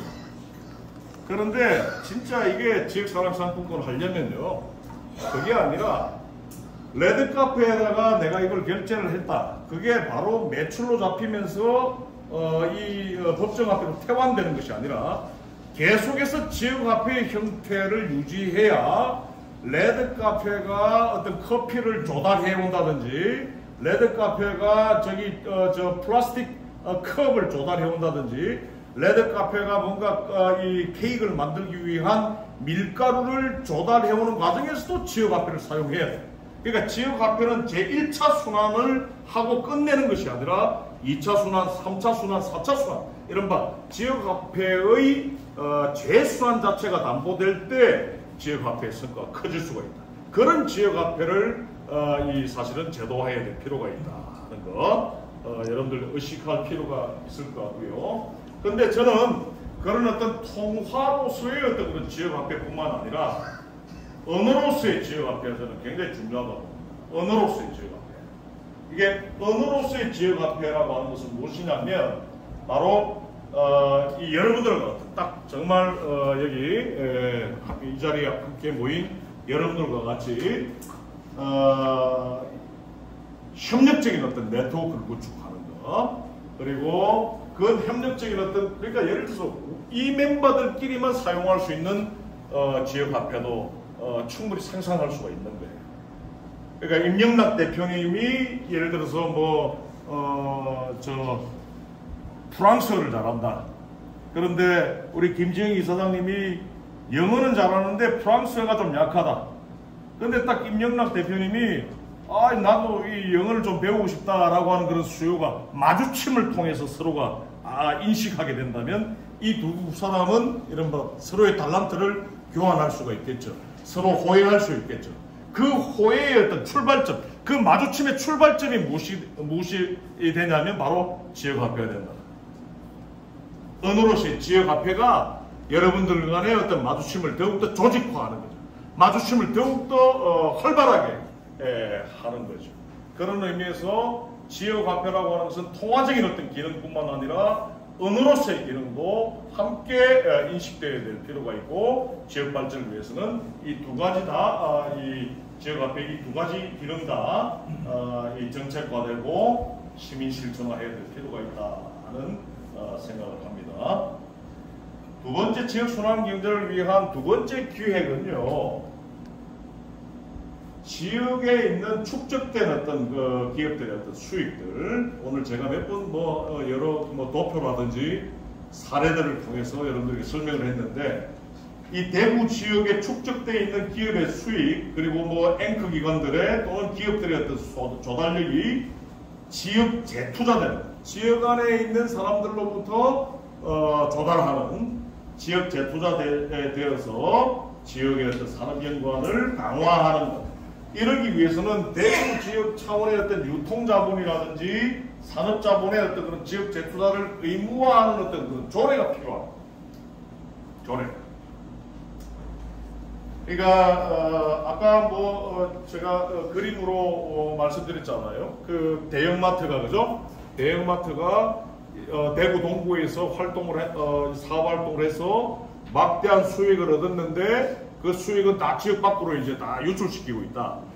그것에 대해서 이른바 조례의 측면, 조례가 사실 강제력은 좀 약하지만, 그래도 조례라고 하는 것을 통해서 그들의 어떤 이 수익의 일부가 그들의 ESG 경영의 일환이든 어떻든 이 지역 안에 이렇게 돌고 돌 수 있게끔 할 수 있는 그런 어떤 조례 운동이 필요하다라고 하는 것 말씀 좀 드리겠고요. 그래서 대구광역시여도 좋고 대구시 동구여도 좋습니다. 지자체가 우리 대구 지역 안에 들어와 있는 대구의 어떤 대형 금융자본들, 그러니까 제1금융권이에요. 그 다음에 대형 대구는 지금은 대기업 산업자본이 이제 거의 없다고 해도 과언이 아닌데, 그 다음에 대형 유통자본들, 대형 마트입니다. 그 다음에 이제 경북도청에 이제 지금 빠져나가 버리고, 대구시청 또는 경북대, 그죠? 영남대 같은 이른바 지역의 뿌리를 내리고 닷을 내리고 활동하는 앵커 기관들, 이들 앵커 기관들에게 이들의 어떤 수익이 지역 안으로 흐를 수 있게끔 하고, 이들의 어떤 조달력이 지역 안을 향할 수 있게끔 하는, 이런 것들을 의무화하거나 이걸 시민적으로 통제하고 모니터링할 수 있게끔 하는, 이런 어떤 조치를 통해서 비로소 이들이 가지고 있는 웰스가 커뮤니티 웰스가 된다. 이들은 그대로 두면 그냥 프라이빗 웰스죠. 이건 예를 들어서 대구시의 조달력은 퍼블릭 웰스입니다. 이런 어떤 일반적인 퍼블릭 웰스나 프라이빗 웰스를 커뮤니티 웰스로 만드는 것. 이와 같은 대응들로 이 지역이 로컬이 대응할 수가 있다, 이렇게 말씀을 드리겠습니다. 이거 방금 얘기했던 것을 조금 더 구체적으로 좀 표현한 것인데요, 시간 관계상 좀 스킵을 좀 하도록 하겠습니다. 그 다음에 세 번째 기획은 역시 지역의 금융기관, 특히 대형은행들의 이른바 투자 또는 융자가 지역 안을 향할 수 있게끔 하는 것. 지역에 있는 어떤 사회적 경제 조직들이나 지역에 있는 어떤 소상공인들이나 지역에 있는 중소기업들을 향해서 적극적으로 투자 또는 융자할 수 있게끔 하는, 저는 이거는 일국 차원의 지역 이 금융 재투자법이 필요하다라고 저는 보고 있고요. 지금 정치 그룹들을 통해 가지고 이런 지역 재투자 법을, 그러니까 일국 차원의 이제 법을 이 브리핑을 하기도 하고, 그 다음에 이제 공부도 좀 시키고 있긴 합니다만, 그 전 단계에서 지역들도 이 조례 차원에서 이와 관련된 이 제도화에 대한 노력을 해야 될 필요가 있다, 이런 말씀 드리겠는데, 이겁니다. 그냥 이거예요. 그러니까 여기 제일 가까운 시중은행이 어디가 있죠? 김 이사장님? 대구은행. 대구은행이 있습니까? 네, 이제 시중은행이 이제 되어버렸네요. 야, 좋습니다. 그러니까 이제 대구은행이 이제 토융자를 하는 데 있어서, 융자를 하는 데 있어서 그들의 어떤 수익의 일정 수준까지는 요 지역에 있는 금융적 약자들에게 투자 또는 융자할 수 있게끔 하는 것. 이게 바로 지역 재투자 조례입니다. 재밌게도 이 조례는 어느 나라에서 유래되었냐 하면요, 자본주의의 메카라고 불리는 이 나라입니다. 미국이라는 나라에서 사실은 이 제도가 제일 처음 나타났어요. 미국은 밖에서 보면 완전히 신자유주의의 어떤 그런 이 메카고, 그죠? 금융자본주의의 어떤 그런 메카고 그렇게 보이지만, 사실 미국이라고 하는 나라 뚜껑 열고 특히 로컬을 파고 들어가 보면 로컬 차원에는 굉장히 레디칼하고 진보적인 정책들이 많습니다. 꽤 진보적인 어떤 시민 실천들이 많아요. 가장 대표적인 것이 1977년도에 제정된 미국의 지역 재투자법입니다. 이게 Community Reinvestment Act라고 하는 법안이고, 지금 계보로 이야기하면 버니 샌더스와 같은 민주적 사회주의자 계보의 70년대 판에 하원 의원 이 윌리엄 폭스마이어라고 하는 사람이 있었어요. 이 사람이 백인인데 흑인들이 살고 있는 지역, 그러니까 조금 적나라하게 말씀드리자면 미국이 60년대에 미국 정부가요, 어떤 한 도시를 인공위성으로 그 도시를 살핍니다. 인공위성으로 예를 들어서 뉴욕을 살피거나 필라델피아를 살피거나 뭐 어디 델라웨어를 살피는 거예요. 살펴가지고요, 검은색 점들이, 인공위성 사진 속에서 검은색 점들이 많은 어떤 지점이 보이잖아요. 그러면 그거를 빨간 선으로 쫙 그어가지고 그 빨간 선 그은 그 정보를 각 은행들한테 연방정부가 뿌려가지고 요 빨간색 라인 안에 있는 지구에는 은행을 만들지 마라. 그 검은색 점들이 누구를 의미할까요? 흑인들입니다. 소수민족들. 그러니까 이제 마이너리티들이죠. 그러니까 한 도시의 어떤 이른바 이제 양상들을, 인구적 양상들을 인공위성 사진으로 딱 찍어가지고 흑인들이 많이 사는 것으로 포착된 어떤 지역을 빨간색으로 빨간색 동그라미로 이렇게 그어가지고 그것을 모든 시중은행들한테 연방정부가 정보 공유해서 이 지역에는 은행 만들지 말라. 그리고 이 지역에 있는 사람들한테는 돈을 빌려주지 마라. 여러분, 아주 엽기적인 금융차별이죠. 그죠? 금융배제. 이걸 금융배제라고 합니다. 그리고 그걸 레드라인이라고 해요. 빨간 줄 긋는다라고 해서. 미국에서는 그 금융배제를 상징하는 언어가 레드라이닝이라고 그러는데, 바로 그와 같은 엽기적인 어떤 금융차별, 금융배제 문제를 해소하기 위해서 1977년도에 윌리엄 폭스마이어라고 하는 하원 의원이 만든 법안이 바로 이 Community Reinvestment Act, CRA라고 합니다. 지역 재투자법입니다. 핵심이 뭐냐면 지역에서 지역 사람들의 급여를 꼬박꼬박 이체받아가면서, 그죠? 여러분들 월급 받을 때, 월급 줄 때 은행으로 다 은행 계좌로 이체하잖아요. 그죠? 은행들은 그런 어떤 이 예금자들의 어떤 급여 이체를 통해 가지고 사실은 돈벌이를 한단 말이에요. 그죠?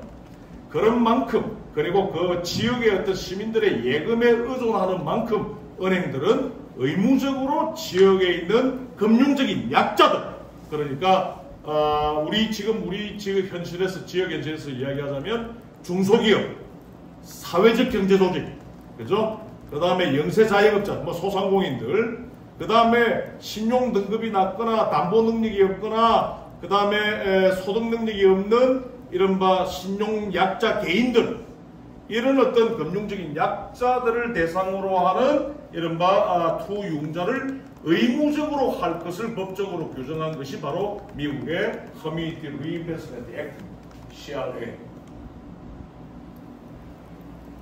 그래서 왜 뭐 미국이 얘기하냐라고 생각하실 수가 있겠는데 우리가 이렇게 가야 된다는 말씀 제가 하기 위함입니다. 대구 아래 있는 대구은행, 이 동네에 대구은행이 있죠, 그죠? 근데 대구은행의 자금이 아까도 이제 앞으로 계속 그렇게 저는 변화할 텐데 아마 수도권으로 많이 가게 될 거예요. 수도권으로 자금이 다 유출될 겁니다. 자, 지역 안에 투자를 하지 않고 은행이 다 지역 밖으로 수익성을 위해서 지역 밖으로 다 이제 돈을 유출시켜요. 그래서 연방정부 또는 지자체가 이 은행이 지역 안에 있는 커뮤니티에 투자 융자할 수 있게끔, 특히 신용약자들에게, 금융약자들에게 투융자할 수 있게끔, 즉 오늘 조금 어려웠던 얘기일 수 있습니다. 지역 재투자를 할 수 있게끔 규제하고, 이 규제를 따르지 않으면 미국 같은 경우에는 이런 상황까지 벌어집니다. ATM을 추가로 설치하려고 하는 것조차 허락하지 않아요, 미국이. 지역 재투자를 열심히 하지 않는 은행 같으면 ATM을 추가하려고 하는 것도 규제를 해버리고 허가하지 않습니다. 제가 2014년도에 1년 동안 필라델피아라고 하는 곳에 살았습니다. 가족들하고 살았는데 저희 동네에 유일하게 큰 은행이 웰스파고라고 하는 큰 은행이 있었어요. 이제 우리나라하고 달리 차로 한 2, 3분 가야 돼요. 차로. 예. 차로 2, 3분 가면 있던 그 웰스파고의 그 ATM이 언제부턴가 사라진 거예요. 근데 왜 사라졌는지를 몰랐습니다. 근데 나중에 보니까 많은 제가 살고 있는 타운에 있는 사람들 얘기를 들어보니까 저 웰스파고가 2013년도에 지역 재투자 실적이 나빠가지고 연방정부가 저 지점을 이른바 출장소를 폐쇄했다라고 하는 거예요. 그 정도로 사실 엄격한 규제가 작동되는 거예요. 규제 완화의 나라, 금융자본주의의 나라.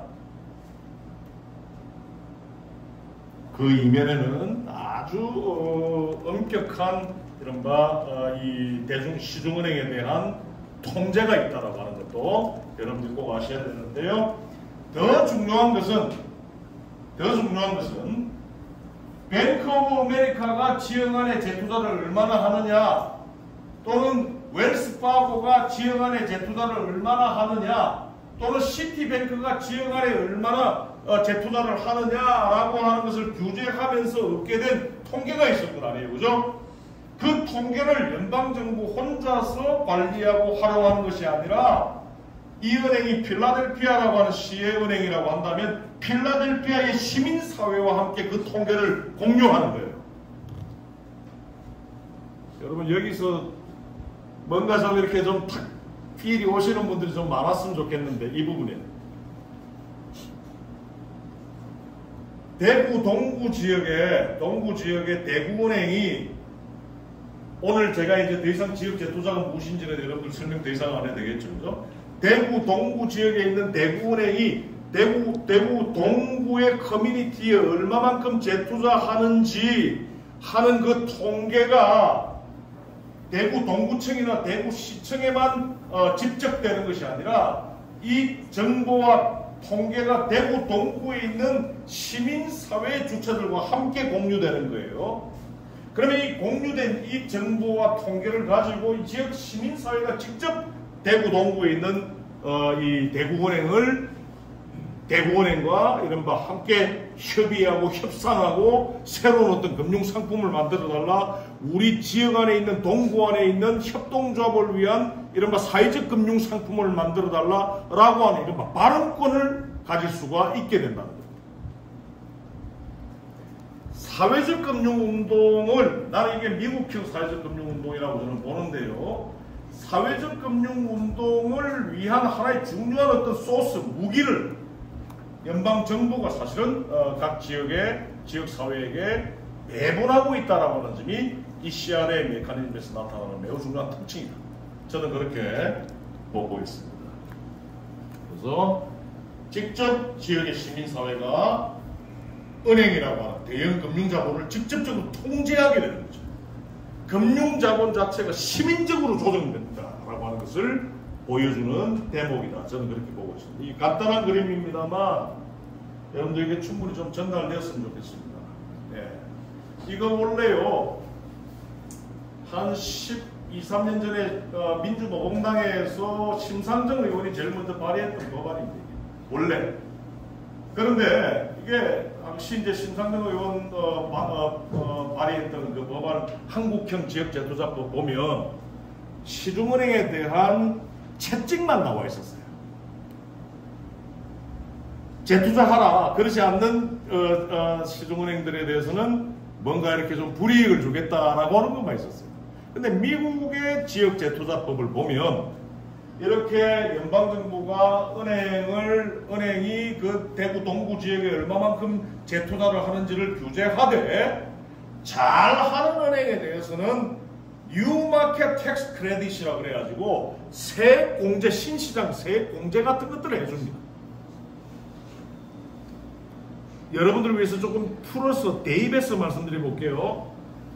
대구 지역에 있는 사회적 경제 조직에게 투자를 많이 하는, 출자를 많이 하는, 융자를 많이 하는 은행이 있다면, 시중은행이 있다면 그 시중은행에 대해서는 뉴마켓 텍스 크레딧, 그러니까 사회적 경제 시장 세액 공제라고 표현하면 되겠네요. 그런 어떤 새로운 어떤 세액 공제를 추가적으로 해준다든지, 지자체 같으면 지방세를 감면한다든지 하는 등의 이른바 당근도 함께 제시될 필요가 있다. 미국은 그렇습니다. 근데 심상정 의원실이 당시에 채찍만 이렇게 사실 발의된 법안을 보면 채찍만 있었기 때문에 사실 엄청난 그 약간 뭐라 그럴까요? 좀 논란이 있었습니다. 그래서 결국은 이제 통과되지 못하고 그 이후에 뭐 민주당의 뭐 옛날에 그 여러분 저 갑자기 정대철입니까? 정대철 씨 맞아요? 그 박사 정일영 씨 아들 정대철 박사 맞나요? 정대철 의원 아들이 있어요. 정호준이라고. 그 사람이 민주당 의원과 뭐 국민의당 의원을 할 때 또 한번 지역재투자법을 한번 한국형 지역재투자법을 발의했는데 노 됐고요. 그 다음에 한때 부산시장 후보였던 김영춘 의원 기억나십니까? 민주당입니다. 거기도 그런 의원들이 이런 어떤 뭐 한국형 지역재투자법을 발의하기도 했다. 오늘 제가 말씀드리고자 하는 것은 지역 순환 경제는 지역 안에서 이제 돈이 돌고 돌 수 있게끔 하는 거잖아요, 그죠? 그럼 결국은 지역 대기업들이 지역 안에 재투자할 수 있게끔 하고 이런 어떤 대형 은행들이 시중은행들이 지역의 시민사회가 큰 규모의 독점 자본들을 상대로 통제하는 것입니다. 큰 그런 의미가 있다는 것을 말씀을 드립니다. 이게 지역 순환 경제의 어떤 운동론적인 어떤 포인트가 아닌가 생각을 합니다. 조금 더 넘어가도록 하겠는데 대구의 사회적 경제 운동가들이 그래도 대구 사회적 가치 운동, 사회적 가치 금융 운동을 많이 하고 계셔서 이거 그냥 조금이라도 제가 조금 언급을 하고 넘어가려고 이 슬라이드를 또 새로 한번 넣어봤는데요. 자, 은행들이 아까 지역 재투자법을 통해 가지고 대구에 있는 NH농협은행이다, 대구에 있는 뭐 하나은행이다, 뭐 신한은행이다라고 하는 이런 어떤 시중은행들이 대구 안에 있는 사회적 경제 조직들에게 의무적으로 투융자하라라고 한다면 알겠습니다. 그 규제가 있으면 이제 해야 할 거 아니에요, 시중은행들이. 그러면 그 시중은행들이 직접 레드 카페에다가 직접 투자하거나 융자하지 않아요. 그 법안, 미국의 CRA 법안에서도 어떻게 하느냐면 은행들이 그럼 우리가 1년에 뭐 예를 들어서 뭐 한 100억 정도는 우리 지역에 있는 협동조합들에게 좀 투자 또는 출자 또는 융자를 하겠다라고 100억을 내놓는 거예요. 무슨 말씀인지 아시겠죠? 직접 그들이 막 사회적 금융을 하질 않는다는 겁니다. 그러면 그들에게도 사실은 트랜잭션 코스트가 너무 많이 들죠. 그러니까 누군가에게 이렇게 주는 거예요. 기금으로 내놓는 거예요. 그리고 미국에는 이제 뭐 마이크로소프트 파운데이션이나 포드 파운데이션 같은 재단들이 많잖아요. 재단들이 기부를 한다든지 정부가 좀 보조금을 주정부가 또는 연방정부가 보조금을 낸다든지 또 여러 개인들이 세액공제를 받기 위해서 기부를 한다든지 그렇게 해서 이제 이게 거의 90%입니다. 돈으로 이야기하자면 이 전체 중에서 아까 이야기했던 지역 재투자법에 의해서 제1금융권이 내놓는 돈이 한 90% 됩니다. 이렇게 해서 기금을 누구한테 주냐면 이게 CDFI라고 하는 지역 내 사회적 금융기관이 그러니까 지역 내 사회적 금융, 사실은 지역 혁신금융, 지역 발전금융이라고 사실 표현하는 게 맞는데 오늘 우리의 맥락에서는 저는 사회적 금융이라고 해도 전혀 문제가 없다고 봅니다. 이 사회적 금융기관, 사회적 금융에 특화된 이 CDFI가 이 자금을 특히 이 루트에 의해서 들어오는 자금을 받아서 지역 안에 있는 NGO에게 가장 돈을 많이 빌려줘요. 최근에는. 그 다음에 두 번째가 지역 안에 있는 협동조합들. 그러니까 이들은 내가 직접 뭐 필라델피아에 있는 뭐 브레드 앤 로지스라든지 이런 어떤 미국의 CDFI들을 제가 계속 인터뷰를 해봤지만 금융가들이 아니에요. 그러니까 은행가들이 아니라 사회운동가들이라고 보시면 돼요. 시민 대표성을 가지고 있는 사회운동가들입니다. 그러니까 어떤 것들이 사회적인 가치가 있는지를 먼저 이제 평가할 수 있는, 식별할 수 있는 능력을 가지고 있는 조직인데 CDFI가 처음에 지역 NGO, 급여를 못 주고 있는 지역 NGO들에게 융자를 한다든지 지역의 협동조합들한테 주로 출자를 한다든지 그 다음에 지역에 기여하는 중소기업이라든지 그 다음에 빈곤층 또는 저신용 등급 개인들에게 이렇게 투자 또는 융자하는 그렇게 해서 이제 결국은 이런 어떤 사회적 협동조합 사회적 경제 조직의 활동을 통해서 간접적으로 이제 이른바 빈곤 문제를 해결하는 데 기여하게 되는 거죠.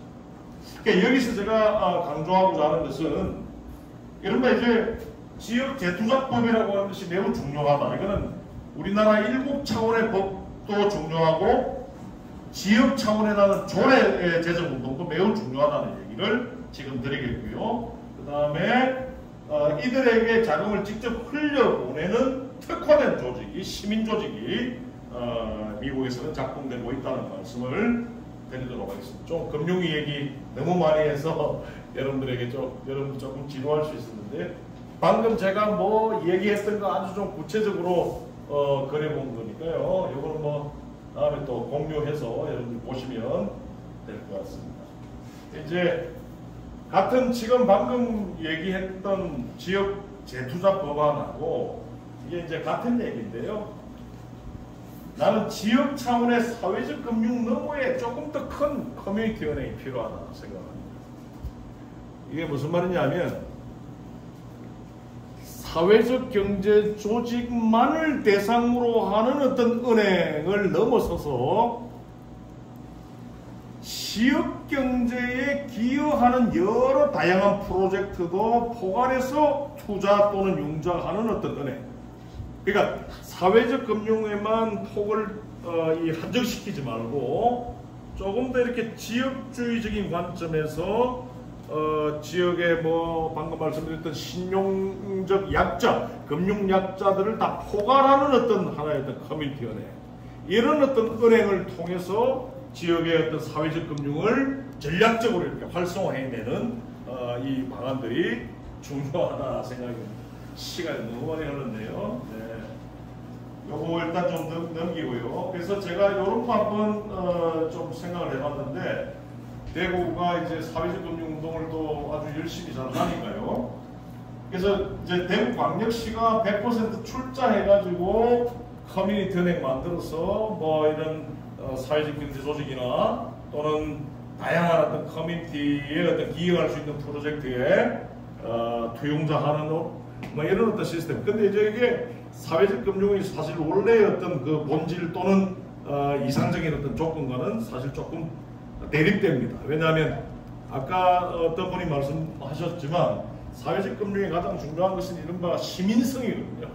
그러니까 어떤 공적 기관에 의한 이 어떤 수직적인 어떤 통제보다도 금융 자체를 이제 시민들이 주도하고 밑에서부터 이렇게 기획해 나갈 수 있게끔 하는 이런 것들이 사실 사회적 금융이 굉장히 좀 중요한 하나의 어떤 조건이고 측면인데, 요 시나리오 같은 경우에는 지자체 수장이 대구 시장의 어떤 수장의 어떤 결단만 있으면 바로 만들 수 있는, 사실은 이 커뮤니티 은행의 경우에 대구광역시가 직접적으로 출자해서 대구 지신보이죠, 지역신용보증재단이 투용자 심사의 어떤 노하우를 공유해서 채권 관리하게 하고, 그리고 이 커뮤니티 은행을 통해서 이 커뮤니티 은행에 대해서 지역의 이제 위원회가, 시민위원회가 관여하는 정도, 요 정도의 어떤 시나리오가 첫 번째라고 볼 수 있겠고, 두 번째는 대구시가 있고 대구시 밑에 여러 산하기관이 있을 겁니다. 그 다음에 대구 안에 있는 여러 일반 기업들이 있을 거고, 그 다음에 일반 대구 시민들이 있어요. 이들이 이렇게 공동으로 출자해가지고 일본식의 시민은행을 만들어요. 왜 내가 일본식 시민은행이라고 표현하냐면, 그들의 중요한 특징은, 전략적 특징은 그들이 법인격을 대부업체로 이 법인격을 만들더라고요. 왜 대부업체로 만드냐 하면, 우리가 흔히들 얘기하는 러시안 캐시가 아니고, 이게 여기서 어떻게 러시안 캐시 같은 그런 대부업체를 상정할 수 있겠습니까? 그죠? 사회적으로 공공적으로 통제되고 관리되고 모니터링되는 대부업체인데, 왜 여기서 일본의 시민사회단체들이 좀 진보적이고 그리고 시민주의적인 어떤 그룹들이 왜 이 시민은행을 대부업체로 만드냐면, 대부업체여야만이, 즉 수신 기능은 없고 여신 기능만 가진 대부업체여야만이 금융감독당국으로부터 이른바 모니터링을 덜 받거든요. 여러분, 이게 무슨 말일까요? 그러니까 우리나라 신협 같은 경우에는 사회성을 본질로 하는 어떤 조직임에도 불구하고 왜 신협이 안정성이나 건전성을 강조할까요? 왜 신협이 상호금융기관이라고 하면서 신협도 금융 배제를 하는 이유가 뭘까요? 금융감독당국이 대손충당금 비율 규제라든지 자기자본 비율 규제 같은 것들을 하기 때문에 어쩔 수 없이 신협도 금융감독당국의 입맛에 맞게 경영을 해야 되기 때문입니다. 그렇기 때문에 일본 같은 경우에는 일본의 금융청의 규제와 감독을 피하기 위해서 전략적으로 대부업체를 만들게 됩니다. 대부업체는 우리나라도 마찬가지로 광역자치단체장이 허가하면 끝나거든요. 그러나 은행 같으면 어떻게 된다? 금융감독당국의 허가를 받아야죠. 쉽지가 않죠. 금융마피아로부터 허가받는 것이 쉽지가 않습니다. 그리고 보다 더 우리가 지금 오늘 얘기한 대로 이야기하자면 지역 재투자적인 이런 투용자를 하기가 어렵게 된다. 그래서 대부업체라고 하는 법적 형태를 취한다. 이런 어떤 형태가 주로 일본에서 일본의 이제 지역에서 흔히들 진보적이라고 하는 시민 그룹들이 이런 기획들을 하고 있고요. 마지막에 대구 안에 있는 다양한 어떤 상호금융기관들, 신협이나 새마을금고 중에서도 좀 한계는 있겠습니다만, 그래도 이제 지역사회에 가장 좀 접근성이 높고 지역의 어떤 기여도가 높았던 이런 어떤 상호금융기관들을 공동 출자하게 해서 또 다른 신협을 못 만듭니다. 신협법에서 금지되어 있어요. 그럼 뭘 만든다? 아까 말했던 대부사업자를 하나 만들어요. 이들의 경영 노하우를 이른바 공유하고, 그죠? 그리고 신협법 차원에서 전혀 이게 불가능하지 않기 때문에 아주 순조롭게 이른바 공동 출자가 이어지게 되면서 신협의 이런 어떤 투용자 관리라든지 그다음에 채권 관리의 어떤 그런 노하우를 그대로 개선한 이런 어떤 형태의 사회적 금융을 포함하는 이른바 커뮤니티 뱅킹, 이런 세 가지의 어떤 시나리오를 여러분들에게 저희가 공유할 수가 있다, 이렇게 말씀을 드리겠고요. 시간이 너무 없는데 이제 한 5분 남았죠, 그죠? 예. 요거하고 5번하고 7번이 여러분들을 위한 제 선물이었는데, 커뮤니티 웰스 빌딩 영어 써서 죄송합니다. 예. 이거 저는 지역 공동체 부의 구축하기, 지역 공동체 부 구축하기라고 저는 지금 번역하고 있는데요.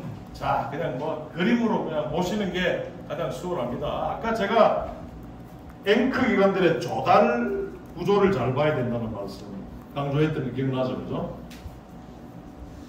기억나세요? 예. 예. 여러분들 여기 사시죠? 다들 대구 사시잖아요, 그죠? 대구에서 가는 대표적인 앵커 기관은 뭡니까? 예? 대구시청. 예, 또 경북대 아닙니까? 경북대. 저 얼마나 큰 대학이 있습니까? 예, 경북대, 뭐 영남대, 사립대학이든 국립대학이든 관계없어요. 지역에 뿌리를 내리고 닻을 내리고 활동하는 기관을 다 앵커 기관이라고 하잖아요. 그죠? 삼성 라이온즈 있잖아요. 삼성 라이온즈. 다 지역 앵커 기관이에요. 그죠? 자, 앵커 기관들은 뭐를 가지고 있어요? 막대한 조달력을 가지고 있습니다. 여러분 이제 조달력 의미 아시겠죠? 예? 조달력을 가지고 있거나 이들은 유무형의 자산을 가지고 있어요. 그리고 고용력도 가지고 있습니다. 일부. 그죠? 커뮤니티 웰스 빌딩의 핵심은 뭐냐면 지역의 그 기관들이 가지고 있는 이 조달력이 지역 안으로 향할 수 있게끔 하자.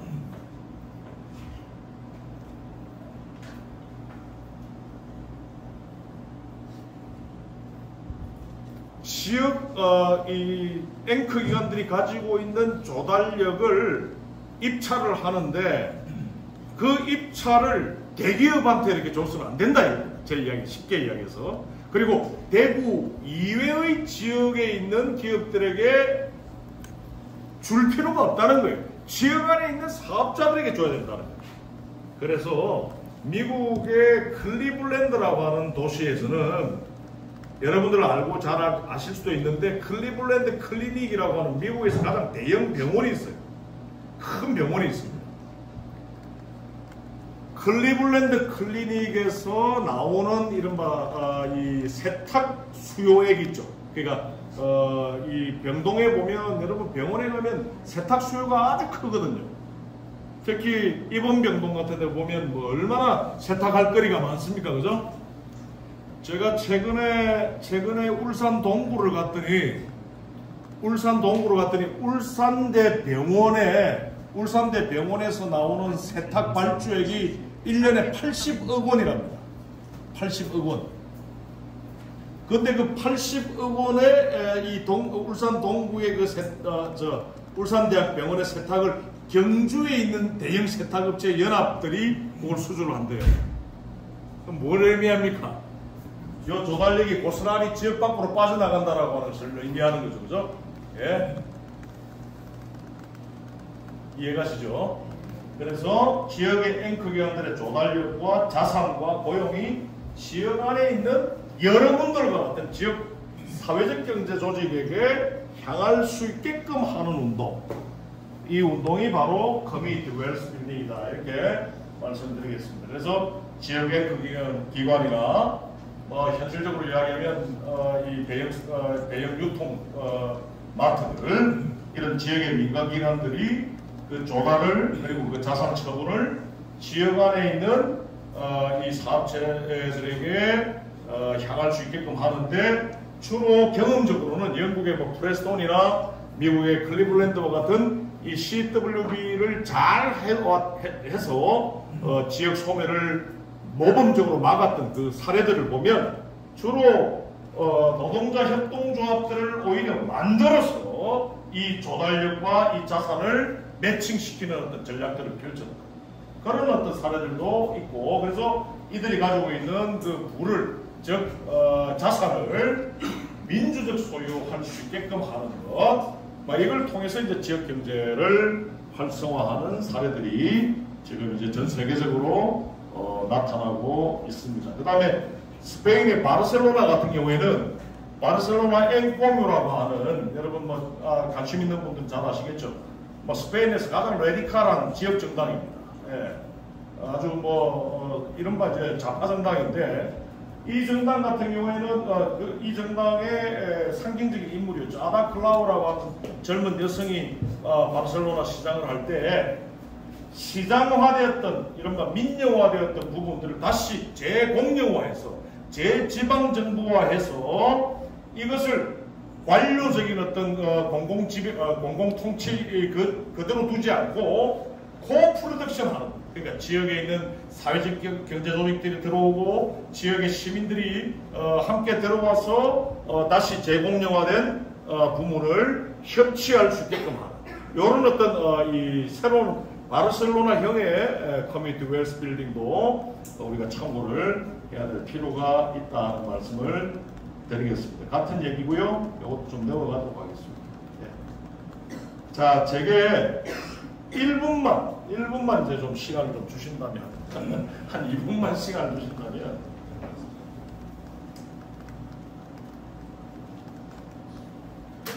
저도 이 강의 자료 만들면서 시간과의 싸움일 거다라는 생각을 좀 많이 했었습니다.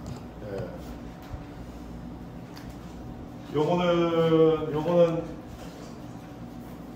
정치경제학 중에서도 어소시에이션을 강조하는, 마르크스주의 정치경제학 중에서도 어소시에이션을 강조하는 이 학파들이 매우 사실 키워드로 내놓았던 개념이자 이론인데요. 제 스승이 이제 사실 제일 처음으로 이걸 이론화한 분인데, 여러분 요거 지금 보시면 요것부터 보는 것보다 괜히 골머리 이렇게 개념적인 얘기를 하는 것보다 제가 요것부터 그냥 먼저 보여드릴게요. 자본주의 시장 경제에서는요. 자, 여기서 요렇게 앉아 계신 여기 계신 분들을 소비자라고 하십시다. 여기 계신 분들을 생산자라고 하십시다. 생산자와 소비자는 인격적으로 통일되지 않죠. 바꿔 말하자면 선생님 그 입고 계시는 좋은 옷 그 선생님 직접 만들지 않잖아요, 그죠? 김정희 사장님 멋진 그 청바지 직접 안 만들어 입잖아요, 그죠? 자본주의 시장 경제에서는 생산자와 소비자는 다릅니다, 그죠? 다른 사람이죠, 그죠? 이걸 인격적으로 다르다라고 표현합니다. 여러분, 생산하는 주체하고 소비하는 주체가 서로 다르면 어떤 현상이 딱 일어날까요? 수요와 공급이 딱 맞아떨어진다, 안 맞아떨어진다? 안 맞아떨어질 가능성이 크지요. 제가 오늘 최고로 쉽게 설명하기 위해서 노력하는 거니까 여러분들도 조금 집중해 주십시오. 생산하는 주체와 소비하는 주체가 서로 다르기 때문에 생산과 소비는, 자본주의에서의 생산량과 소비량은 본질적으로 미스매칭이 날 가능성이 큽니다. 자본주의 시장 경제는. 그죠?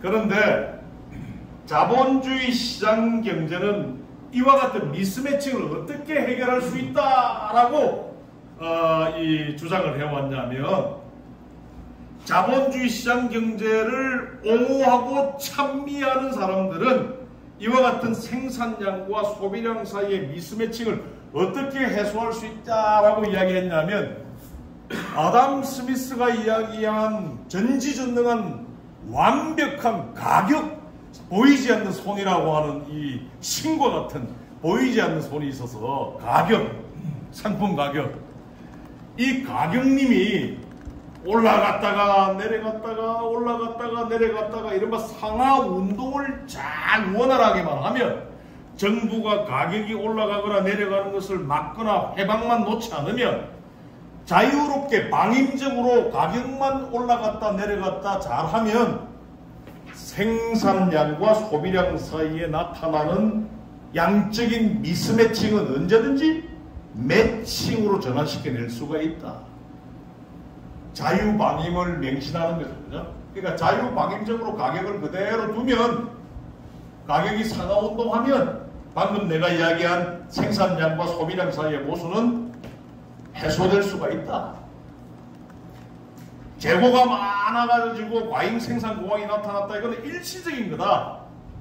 조금만 장기적으로 보면 가격의 업앤다운 운동에 의해서 상하 운동에 의해서 생산과 소비는 매칭될 수가 있다.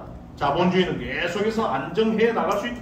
자기 조정해 나갈 수 있다라고 하는 것이 여러분 뭐 이런 말씀 드려도 되는지 모르겠지만 우리 자본주의의 주류의 시각입니다. 이게 주류 경제학의 핵심입니다. 이런 식으로 수요와 공급이 생산과 소비가 조정될 수 있다고 보는 게 시장적 조정이에요. 시장에 맡기면 모든 게 조정이 된다. 가격의 상하 운동에 의해서.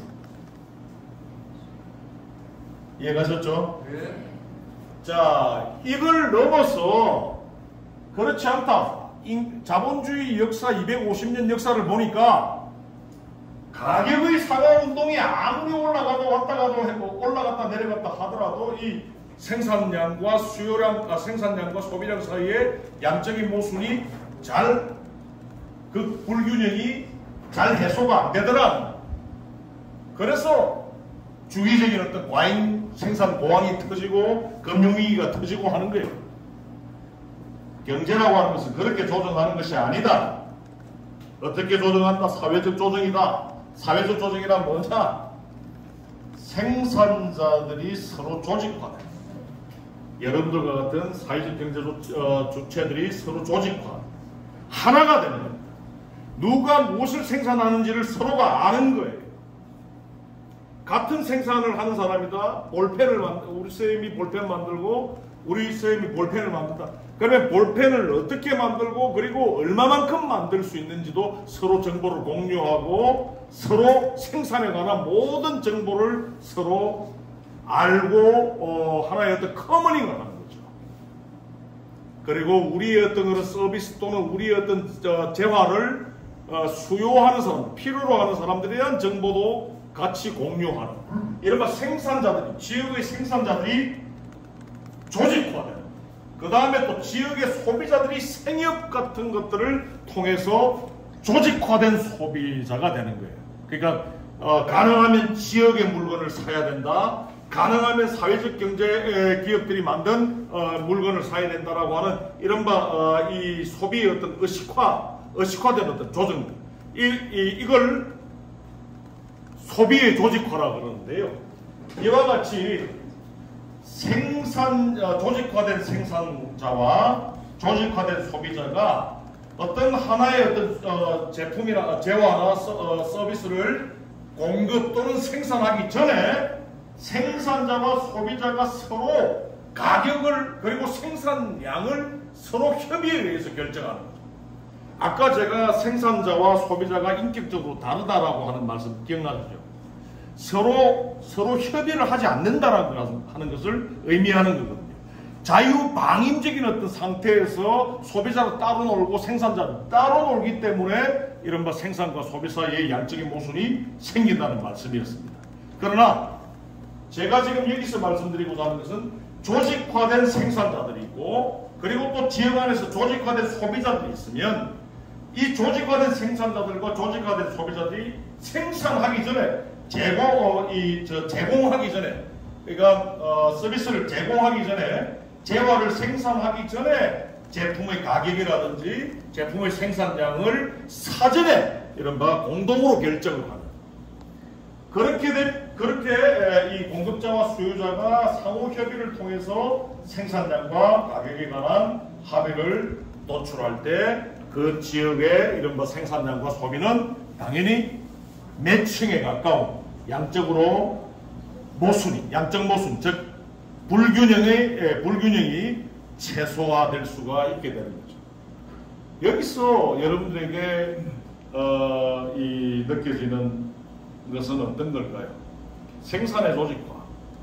이건 지역 안에 있는 협동조합들끼리 이른바 협동조합들끼리 공동 투자한 생산자 협동조합도 우리는 머릿속에 떠올려 볼 수가 있는 것이고 그 다음에 생활협동조합을 통한 이른바 소비의 조직화, 소비자들의 조직화도 당연히 우리가 떠올려볼 수가 있는 것입니다. 그래서 지역 순환 경제를 모범적으로 하고 있는, 글쎄요, 제가 외국 사례를 너무 이렇게 높게 절대화해서 볼 필요는 없다고 저는 봅니다만, 지역 순환 경제가 아주 모범적으로 잘 작동되고 있는 도시들의 공통점을 보면 그 지역에 있는 생산자들이 아주 탄탄하게 조직화되어 있고, 주로 생산자 협동조합을 통해서, 그 다음에 그 지역에 있는 소비자들이 매우 탄탄하게 조직화되어 있고, 생협을 통해서, 그리고 조직화된 그 양자가 항상 주기적으로 상호 협의하고 사전에 물건을 제공하거나 생산하기 전에 이른바 물건의 가격을, 그리고 물건의 제공량을 생산자와 소비자가 함께 결정하는 이런 것을 우리는 정치경제학에서 사회적 조정이라고 얘기합니다.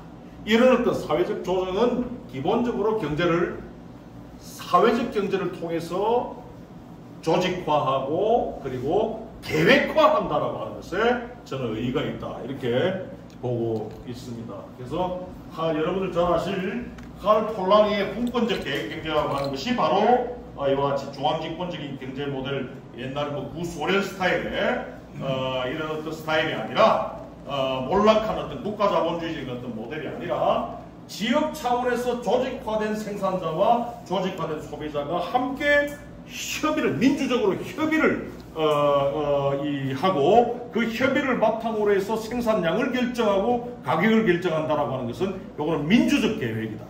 국가에 의한 어떤 그 경제 계획이 아니라 밑에서부터의 어떤 그 경제 계획이라고 하는 것을 강조를 드리고요. 이제 다 끝났습니다. 일본의 홋카이도에 가면 토카치 지역 같은 경우에는 그 지역의 사업체들, 여러분들과 같은 사업자들의 90% 이상이 이렇게 조직화되어 있고요. 방금 내가 이야기했던 그런 어떤 사회적 조정이라고 하는 것이 한 지역, 한 마을에 아주 탄탄하게 이 제도화되어 있더라라고 하는 것을 말씀을 드립니다.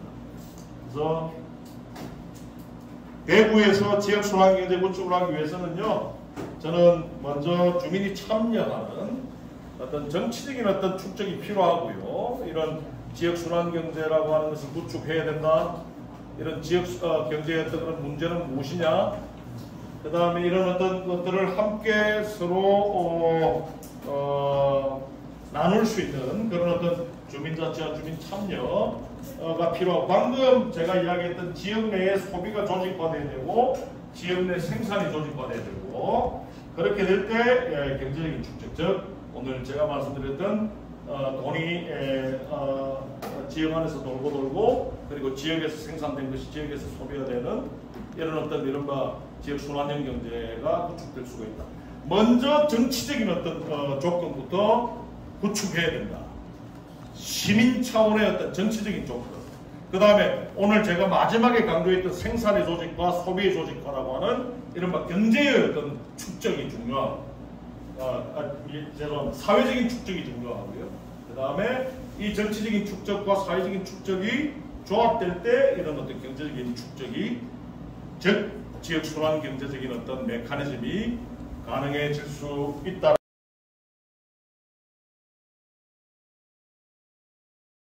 아마 설명할 수가 있었습니다. 그래서 이런 어떤 정치적인 축적의 프로세스의 일환으로 여러분들과 같은 이런 마주침들이 늘 항상 저는 조직화되어야 한다. 이 조직화된 어떤 마주침 속에서 지역의 어떤 재화와 서비스의 어떤 그런 생산자들 간에 정말 조직화가 이루어질 수가 있고, 또한 여러분들은 또 여러분들 다른 타 사회적 경제 조직의 소비자로도 작용할 수가 있잖아요. 그죠? 그런 어떤 여러분들이 레드 카페, 레드 리본의 소비자일 수도 있는 거잖아요. 그죠? 그런 어떤 조직화된 소비자로서도 이 마주침을 통해서 여러분들이 기능할 수가 있다라고 하죠. 이 부분에서 제 결론을 정리를 하도록 하겠습니다. 수고 많아, 좀 많이 길어졌는데요. 지역 순환 경제가 무엇이었는지를 여러분들 충분히 좀 전달하기에는 시간이 좀 많이 부족했지만, 핵심적인 것은 좀 잘 여러분들이 이해를 하실 수 있지 않았나 하는 생각을 하는데 또 질의응답을 통해서 조금 더 문제의식을 심화시켜 나갔으면 좋겠습니다. 자, 제 발제는 이 정도로 해서 정리하도록 하겠습니다. 고맙습니다.